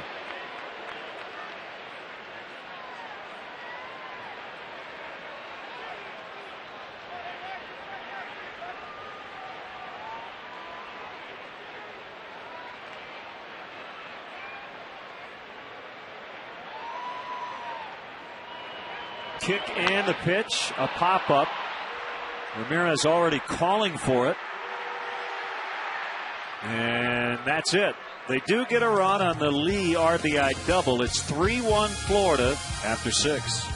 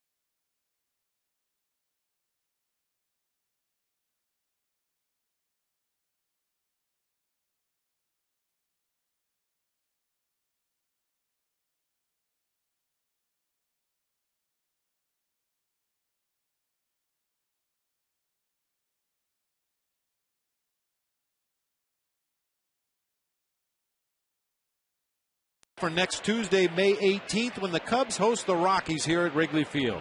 Game time is 7:05, but be sure to arrive early. The first 10,000 fans will receive a Cubs floppy hat, compliments of Fisher Nuts. Get your tickets today by calling 1-800-THE-CUBS or visiting Cubs.com. Popped up by Baker. Terrio. One out here in the 7th. Northwestern football coach Pat Fitzgerald will conduct the stretch tonight. This will be Northwestern's home field coming up on November 20th. As they'll take on Illinois.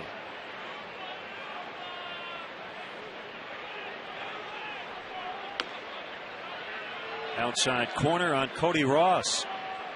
A rain out tonight in Detroit. Yankees and Tigers postponed.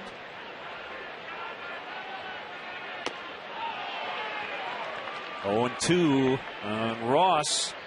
Go ahead home run for Ross in the 2nd. 2-run shot.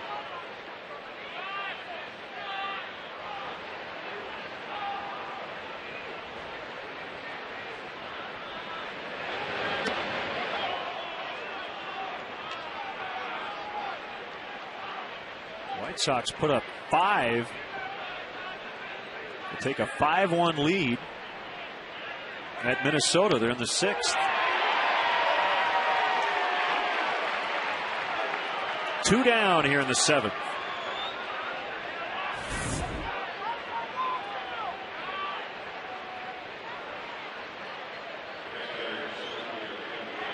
Caught Cody Ross guessing something else right there. That was just a fastball right down the middle of the plate at the knees.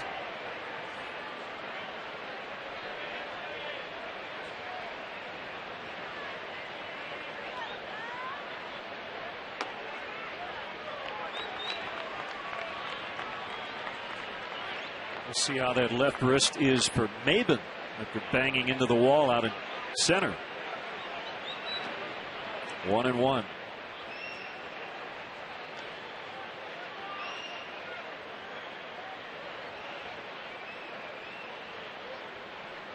Phillies and Rockies postponed in Denver tonight.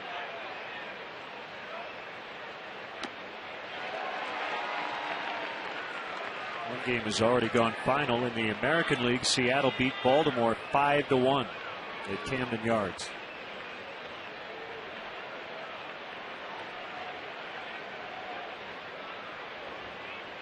Cliff Lee got his first Mariner win. Swing and a miss. Stretch time with Coach Fitzgerald. Today's guest conductor for Take Me Out to the Ball Game is Northwestern head football.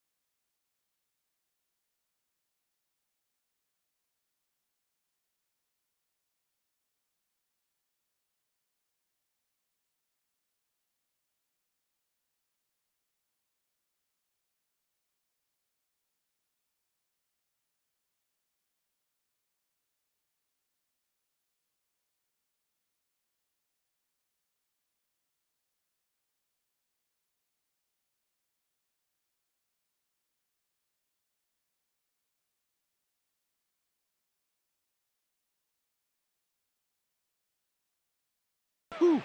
Thank you. Thanks to Mike Wolf.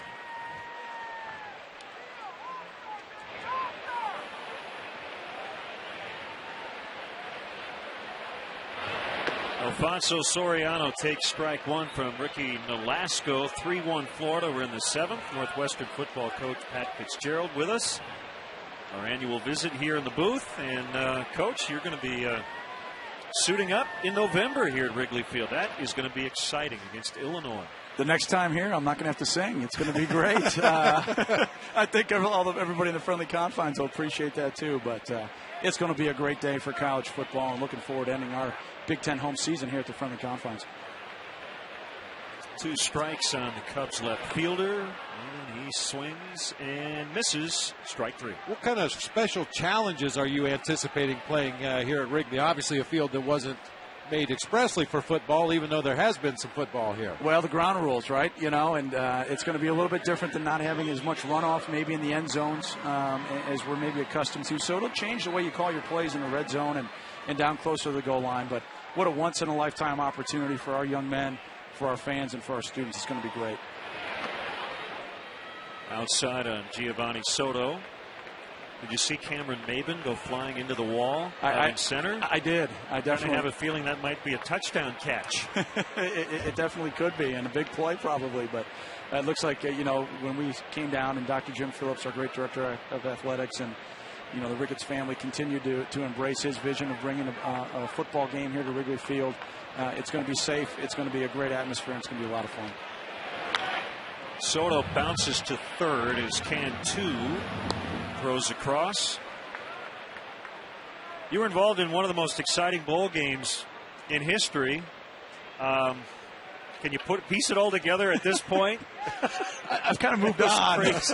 I mean, it was. Our guys played wow. their tails off, and we're proud of them for that. And then they came back in the winter with an attitude and a chip on their shoulder.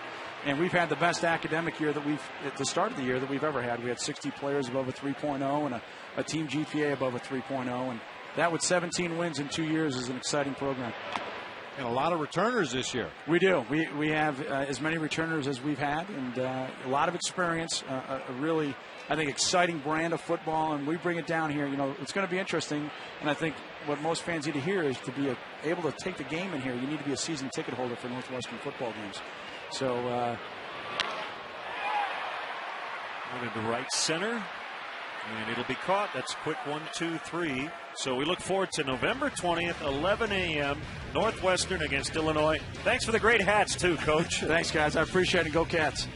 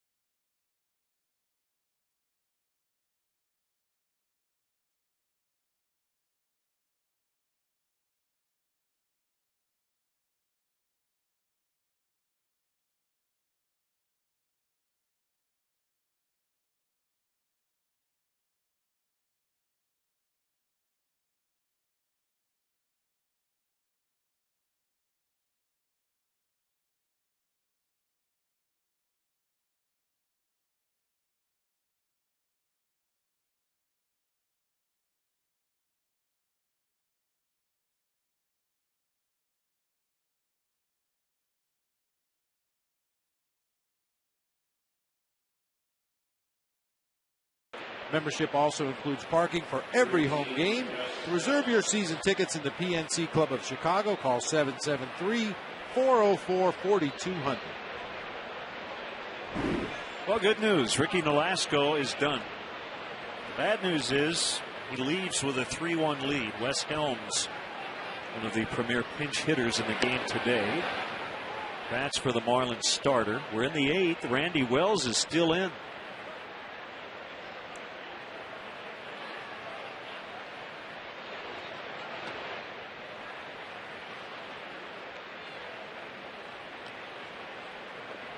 Nolasco is really good tonight.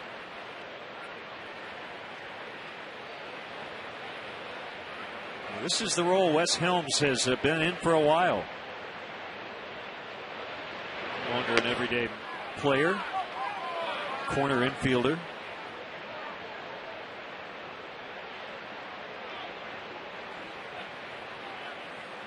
One of our crew members, Dave Cella, asked, is there any relation to Tommy Helms? And yes, Wes Helms is the nephew of former Major League infielder and Reds manager at one time, Tommy Helms. So now you know. And not an easy adjustment to make. I mean, Wes Helms wasn't a starting player for a long time in his Major League career, but when you get in the twilight of your career and you're asked to go to the bench and become a pinch hitter, get that one at bat here, one at bat there, maybe a start a week just to try to stay sharp. That's not an easy role to fill, and Wes Helms has taken to it, and he knows his role. He doesn't ask for more playing time. Does a nice job.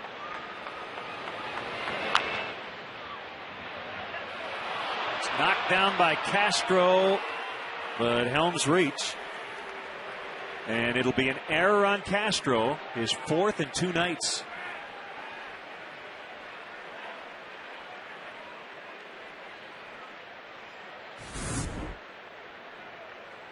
A little surprising to see, Len, because we saw Starlin Castro down in Arizona during the Cactus League, and he was a smooth, especially going to his right into the hole, because he had so much confidence in his throwing arm. It seemed like he was never in a hurry to get the ball.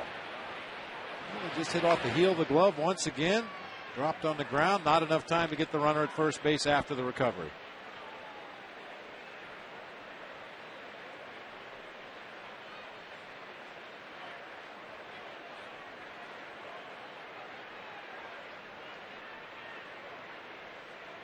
This will be the last inning no matter what for Randy Wells, because his spot is due up first in the bottom of this inning.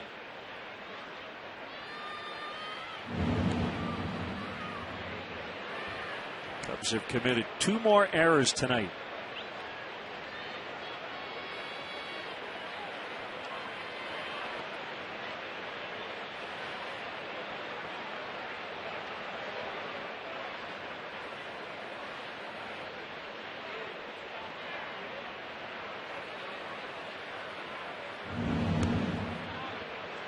And he slipped a little bit with his footing as he fired over to first.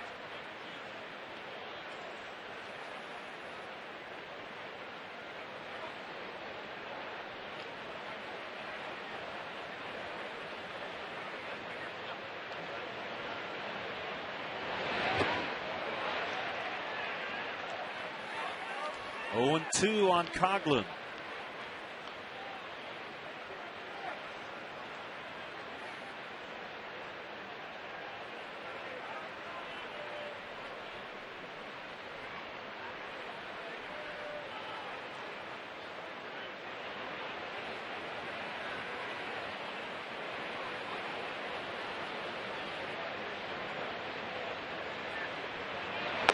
Swing and a miss. He put it right where Gio wanted it.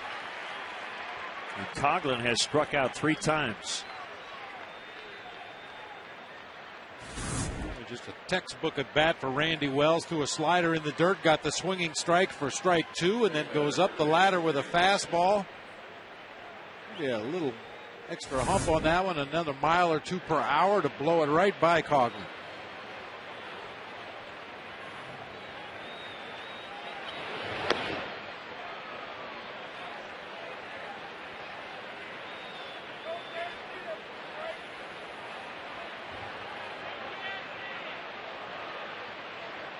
One and 0 on Gabby Sanchez. Randy Wells has tied his season high in strikeouts with 8. He's thrown a lot of strikes in this game, but 2 strikes in particular have been big ones. A 2-run homer by Cody Ross in the 2nd, and a solo shot by the guy at the plate in the 3rd. Randy's really done a nice job of mixing his pitches tonight. He's had some starts this year where I felt he was maybe a little too dependent on his fastball. Another start where I thought he threw too many changeups, but he's really had a nice mix going tonight between the fastball, the straight change, and the slider.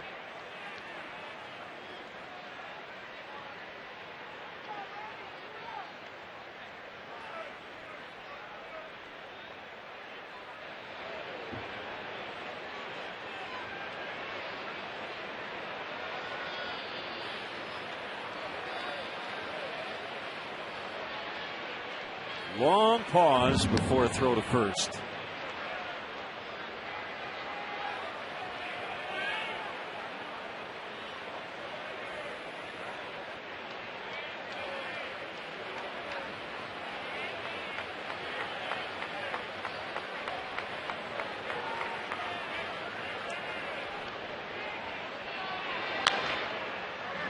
And Ramirez snags it from his knees. He will get him.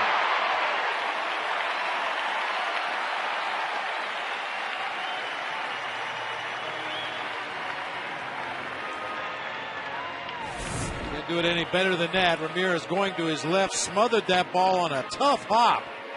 Just kind of spun around on his knees and got plenty on that throw to first base to retire Sanchez. Nicely done.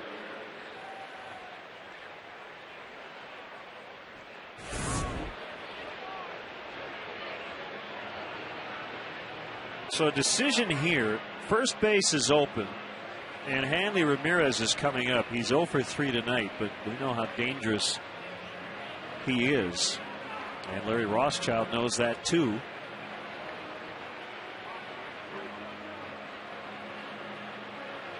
What makes this decision tough is if you have confidence that your pitcher is throwing the ball where he wants to, it's tempting to let him pitch around Hanley Ramirez in this situation. If you get ahead, maybe you go ahead and try to get him out. If you fall behind, you go ahead and put him on first base and take your chances with Jorge Cantu.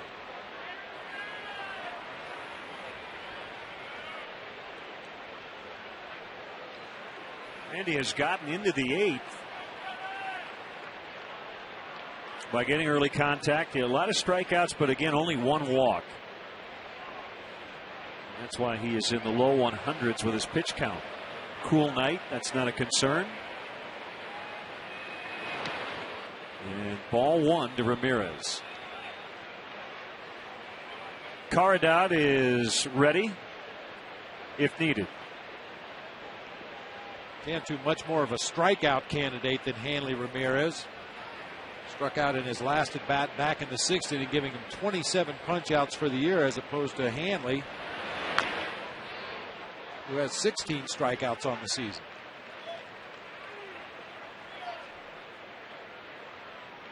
I think this is the real determining pitch right here, the 1-1 pitch. If he happens to get ahead in the count 1-2, he'll probably go ahead and complete the at-bat, trying to retire him, trying to strike him out in this situation.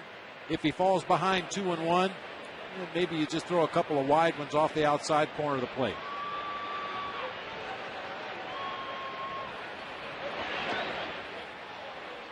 Well, the Cubs got a little bit of a break. That ball came up and hit Ramirez, and did not allow Helms to really even think about third.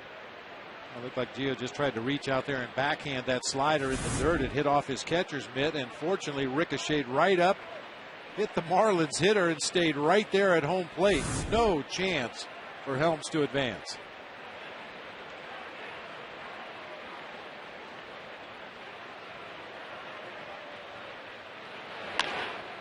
Ground ball to Castro, backed up a little bit, throws across, and the error does not cause any damage. Bottom of the 8th, 3-1 Florida.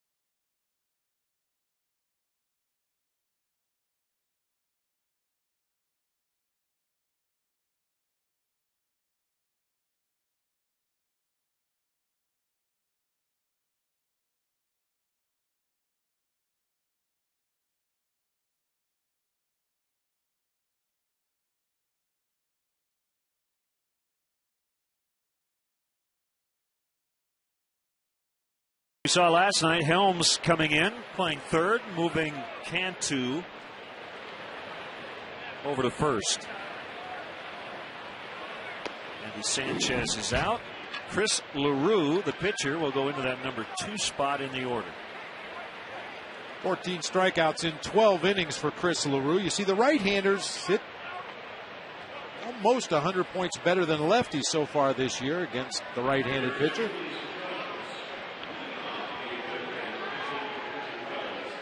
Mike Fontenot will lead off the 8th, batting for Wells.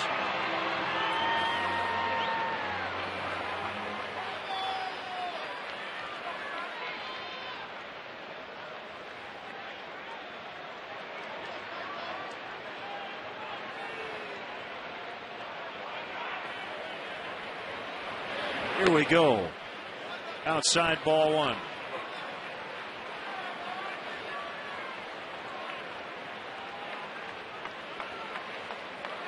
Chris LaRue, born in Montreal.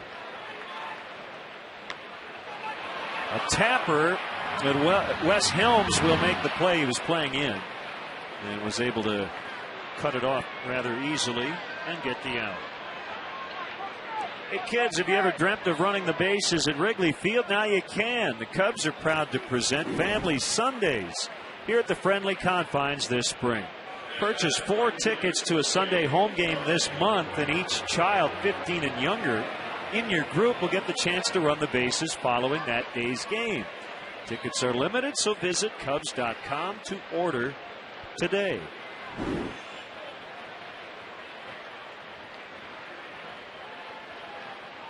Fukudome takes low and outside. Sure, Chris LaRue is keeping a close watch on the Habs, as they say, up in Canada, and the Penguins, who will go to a Game 7.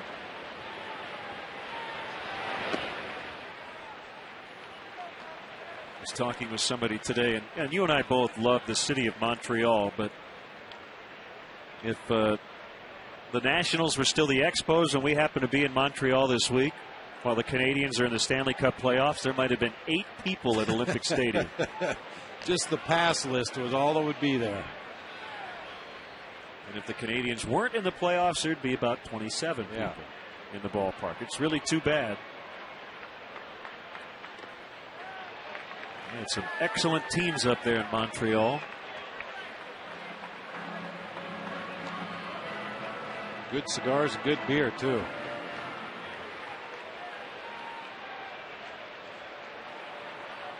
In a bad ballpark.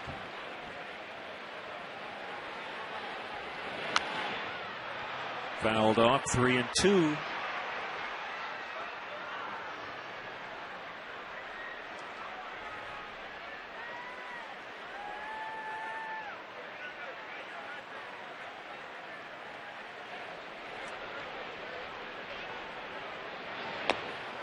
Ball 4, and the tying run will come up.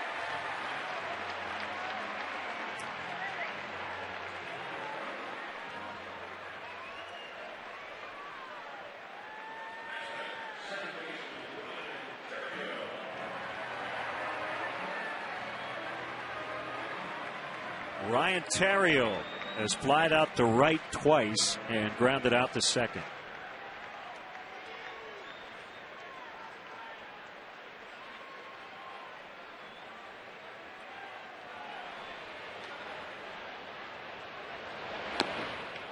Low for ball 1.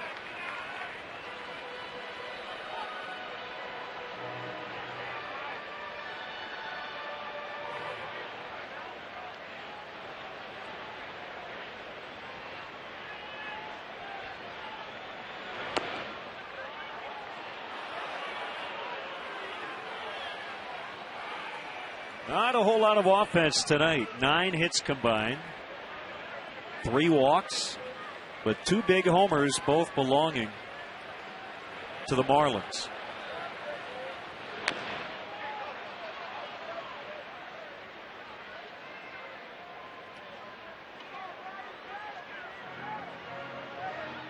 We'll have kind of a quirky this day in baseball history for you today. Back in 1993, the Phillies and the Pirates were playing. Leading off the 7th inning, Jay Bell grounded to Juan Bell at short and was called out at first by Wally Bell, the umpire. Bells were ringing. Yeah.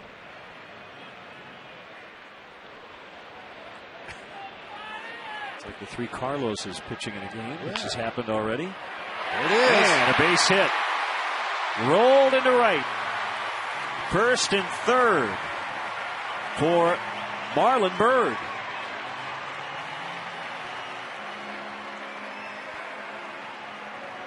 You just know it's not that easy, Len, but it looks like Ryan Theriot could do this every at bat. Get a runner on at first base, have that first baseman holding him on, and just dribble about a 12 hopper through that right side of the infield for a base hit. Kosuke got a real good read on that slowly hit ball and easily moved from first to third.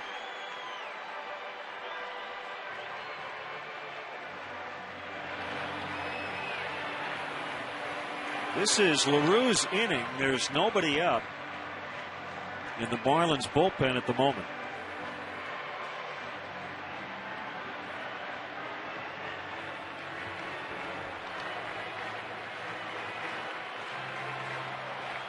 He's going to try to get a double play ball to get out of it.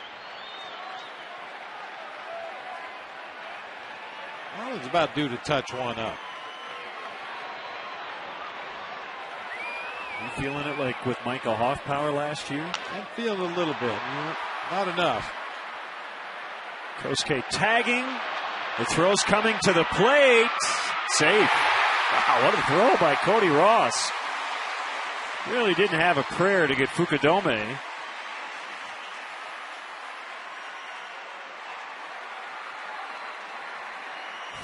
But that was a good throw. Well, you could see he stayed behind the ball, so his momentum was moving forward. He made that a fairly close play at home plate. I didn't think he had any play on that ball. And the throw was just low enough. Ontario wasn't able to move from first to second base. That's the key in making that throw from the outfield. If you airmail it over everybody's head, not only does the run score at home, but Theriot gets into scoring position. He kept the throw low enough that Ryan could not advance. So it's 3-2, and Derek takes a strike. He picked up an RBI double in the 6th to score the Cubs' first run.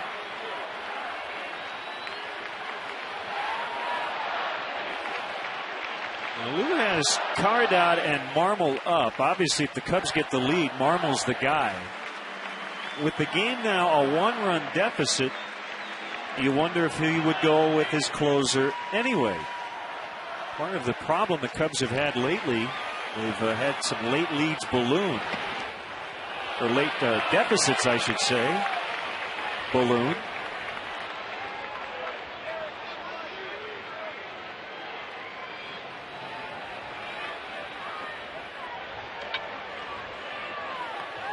Another tight one here. This is a situation in which the Cubs have struggled all year. Inside. 2-1. More than half the Cubs games have been decided by 1 or 2 runs, and they're 5-12.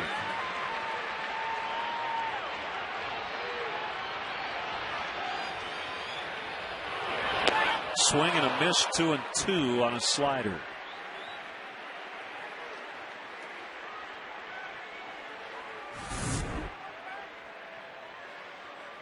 Good slider in a good location. LaRue with a fastball that sits in the mid-90s and then complements it with that hard breaking slider down low and away. But they're going out there again. That time with a fastball low. Now that's big. 3-2. So Theriot on any sort of gapper should be able to tie it. The outfielders are playing very deep. Try to cut off a potential extra base hit.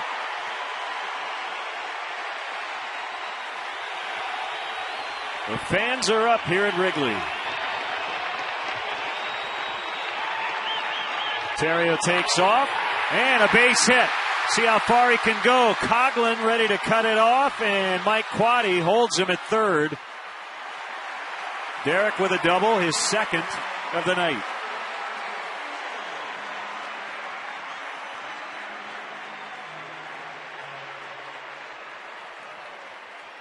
Mike Quade was really eyeballing the left fielder, Chris Coughlin, out there to see if he mishandled that ball in any way, shape, or form. If that ball rattles around in his glove for an extra half a second or so, if he misplays it anyway, If he's off balance when he gets to the ball, any of those things probably would have prompted Quaddy to send Terrio on home. But Coughlin came up with it cleanly, had to hold the ride at third base. And you saw what Mike did. He waited until the last possible moment to make his decision.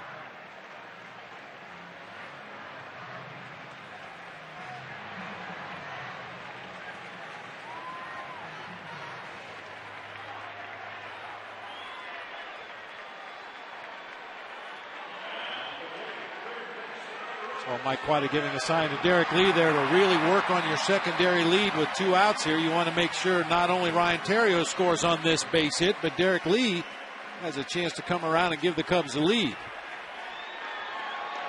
Here's Ramirez. Strike one. In years past, I think we both would have felt extremely confident that he was going to get this tying and probably go-ahead run in. I think he would have felt the same way. Let's see how he feels tonight. 0-2, he's going to have to battle.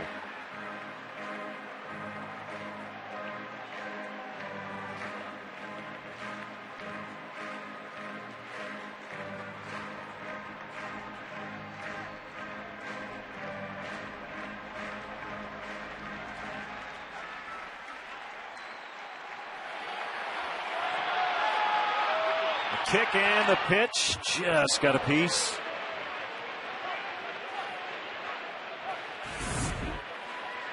Elevated fastball that time from LaRue up around the letters.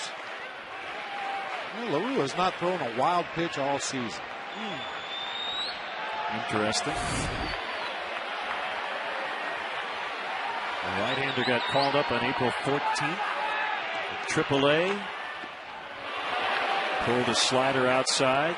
Spent most of last year in Double-A.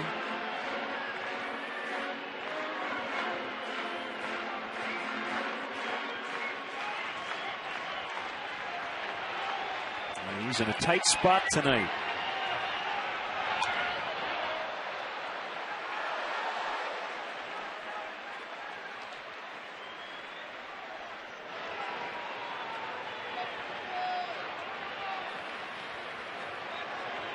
The way things have gone for Ramirez and Soriano, LaRue does not want to let Ramirez off the hook.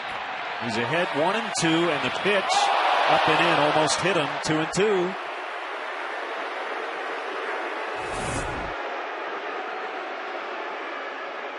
No intent there. It's a fastball that got away up and into Ramirez. Fortunately, got himself out of the way, and also notice how he dropped his bat behind him there to make sure the ball didn't hit the bat accidentally.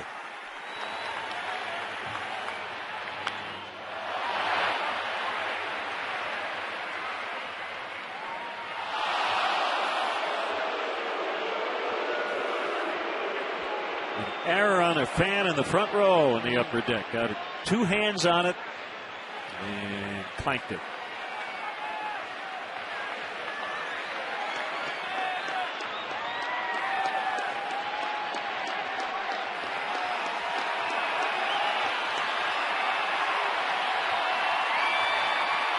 Another 2-2 pulled down the left field line. Foul.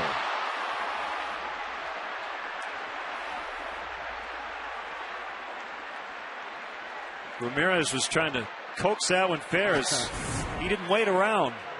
He said about a week ago that he's behind the fastball and out in front of the off-speed pitches. That was a 94-mile-an-hour fastball, and he clubbed it down that left field line. Unfortunately, just a little bit foul. Really shortened up with his bottom part of his body there. A very short stride. Just tried to use his hands and be quick.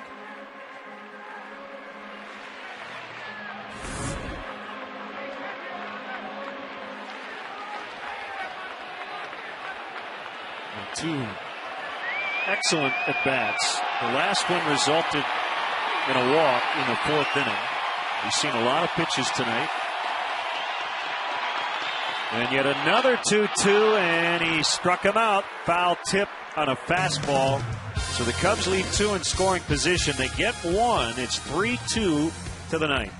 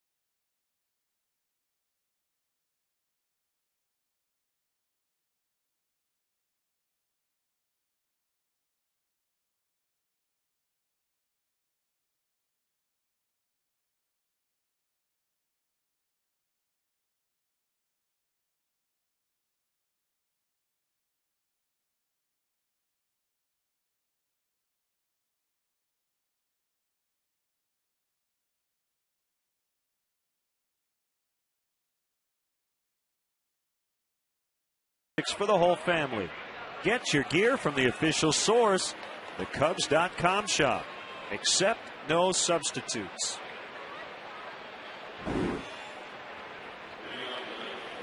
And Smiling Caridad with his second appearance since coming off the disabled list.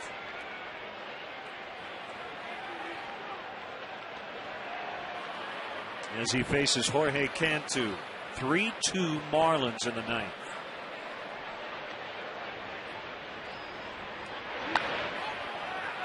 A pop fly behind third base. Castro, 1 out.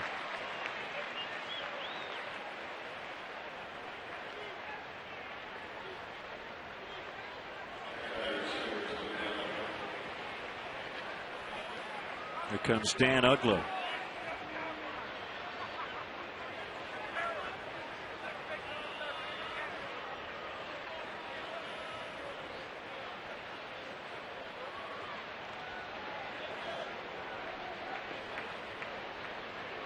Boston beat Toronto 6-1 at Fenway tonight.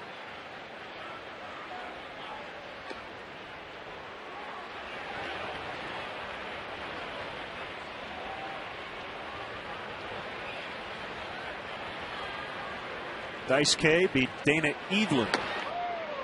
Jason Varitek with his 6th home run. National League, the Reds shut out the Pirates 9-0 in Pittsburgh. Johnny Cueto with a 1-hit shutout. Ronnie Cedeno had their only hit. I need to find out what inning that was.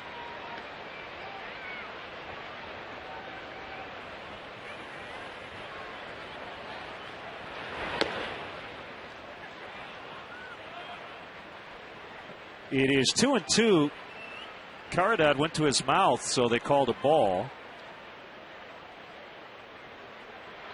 Well, some of these pitchers, Bob, just still don't understand the rule. You can be on the dirt and you can go to your mouth, but he did that on the rubber. You can't do it on the pitching rubber.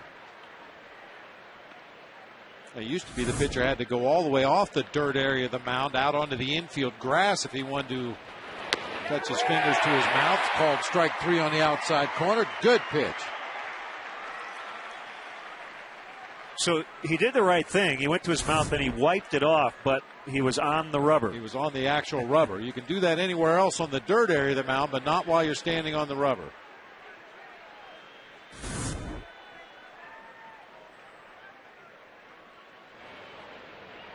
Which I don't really get it anyway. I mean, we've all seen Carlos Zambrano stand out there on the mound and tip his cap back and wipe along his forehead to get some sweat, maybe some hair product, whatever he might have up there on his forehead, and that's perfectly legal, but you can't touch your fingers to your mouth. A high fly down the right field line off the bat of John Baker, and it's going to get to the seats.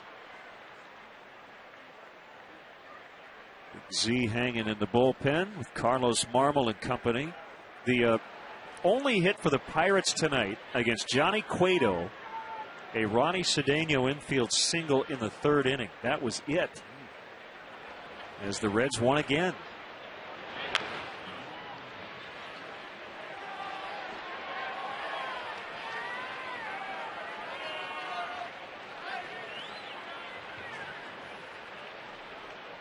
I think the Cubs have faced Cueto this year, or Bronson Arroyo. We saw the same 3 guys in both series. Bird makes a catch. So 1 to tie, 2 to win. That's the deal for the Cubs in the bottom of the ninth.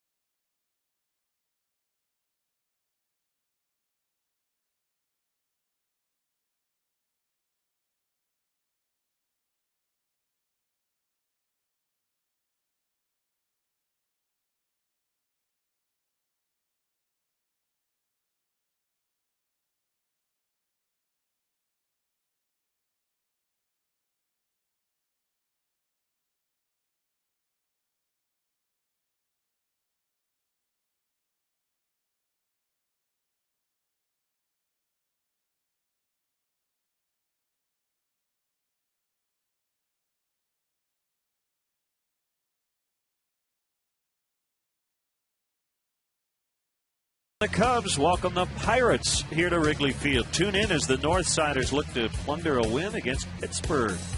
Coverage begins at 11:30 with Chevy Cubs pregame live. Cubs and Pirates Saturday at 11:30 on Comcast Sportsnet.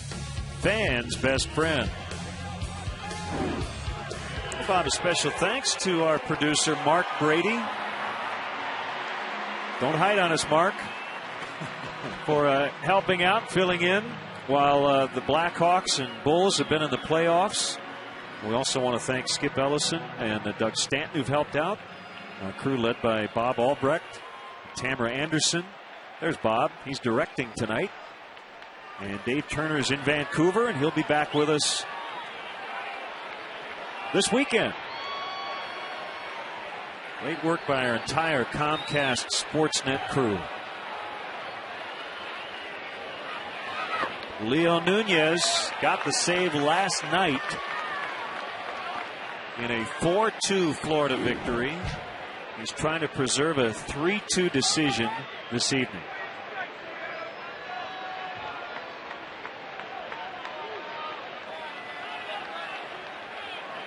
You may remember in that game last night, he came in and struck out Starlin Castro on all fastballs and then went after Kosuke Fukudome with all changeups. Started this sequence with the changeup to Soriano and then comes right back with a fastball. Misses with both. Falls behind 2-0.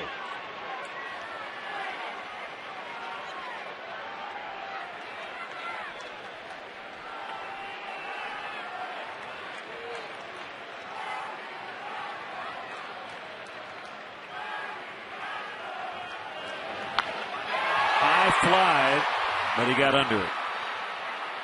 And this is Maben. So 1 out.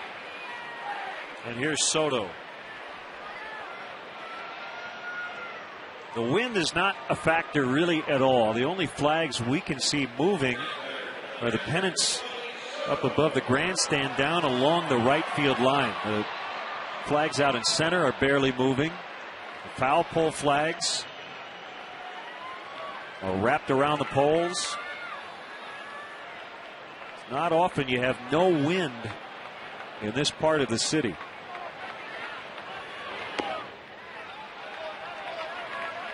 Ball 1 to Soto.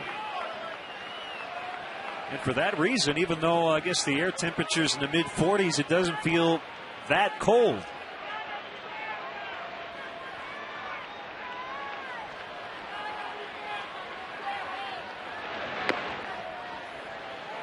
Outside corner, a pitcher's strike.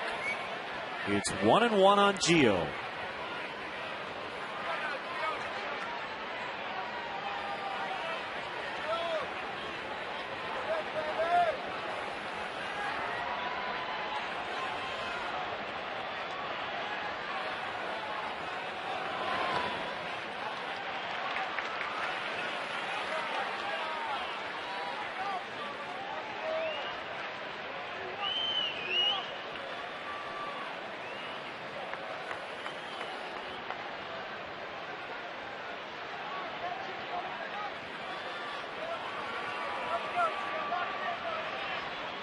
Nunez may have had something in his eye. Now he's ready. 2-1 to Soto. Castro on deck. Here's a pitch. Ooh. Home run cut by Gio. 2-2. Got a good pitch to take a shot at it right there. That ball is outer third of the plate, middle of the thighs. Gio lost the grip on the bat just a little bit at the very end of that powerful swing. Nunez with the lowest opponent's batting average in the majors coming in at 100.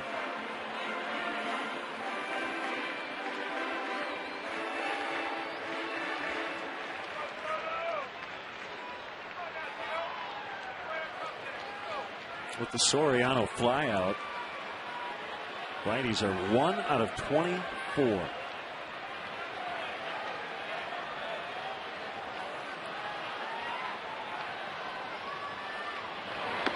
Got it.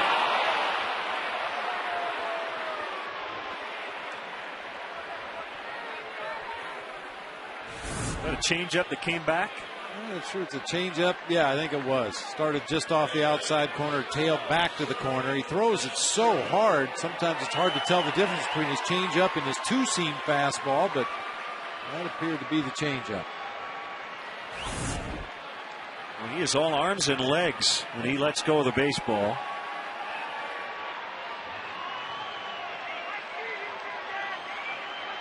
Well, the Cubs, Bob, just seem to be stuck on 2 runs during this rough stretch. They have scored exactly 2 runs, including tonight 5 times.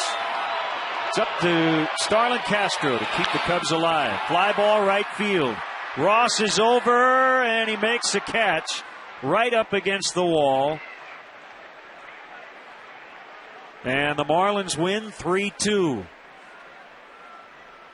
Couple of early home runs, and that's all they needed. A 2-run homer by Ross, who caught the final out right up against the side wall. Sanchez added a little insurance in the 3rd. And the Cubs could not come all the way back. And once again, unfortunate the offense couldn't get it going a little better for Randy Wells, who pitched an outstanding ball game again tonight. And good to see Ismail Caridad come in out of the bullpen and have a real clean inning. He's going to be an important part of that bullpen as this year moves forward. Well, this is by far the worst stretch the Cubs have gone through this season. They've now lost 4 straight and 7 of 8. And as frustrating as this is for everyone in the clubhouse and everyone watching this team, Bob, the only way to get out of it is just to keep working, if not work harder. Yeah, I mean, there's no easy answers in this game. At times it can be very, very hard to play this game at a high level. And right now the Cubs just can't seem to get things going. And we keep coming back to the corner infielders. If they get their bats going a little bit more, there's enough offense in the lineup to score more than 2 runs in a ball game. They're just going to have to find ways to come up with that big hit. Our GMC player of the game, Ricky Nolasco, who gave up just 1 run in 7 solid innings. You don't know whether it's the fact that Nolasco was that good tonight or the Cubs offense is just mired in one of those team funks, but certainly looked like Ricky Nolasco was really good tonight. So that'll wrap up our game coverage. Cubs Sylvania post-game live is next as they're getting set up on the field as we speak. Once again, the final score tonight, the Marlins 3, the Cubs 2. Our next Comcast Sportsnet Cubs telecast will be Saturday at noon. Game 2 of the upcoming series against the Pirates. In-game scoring provided by ScorePad. And now for Bob and our entire crew, this is Len Casper. Again, stay tuned. Post-game live with Luke and Todd from Wrigley Field is coming up next.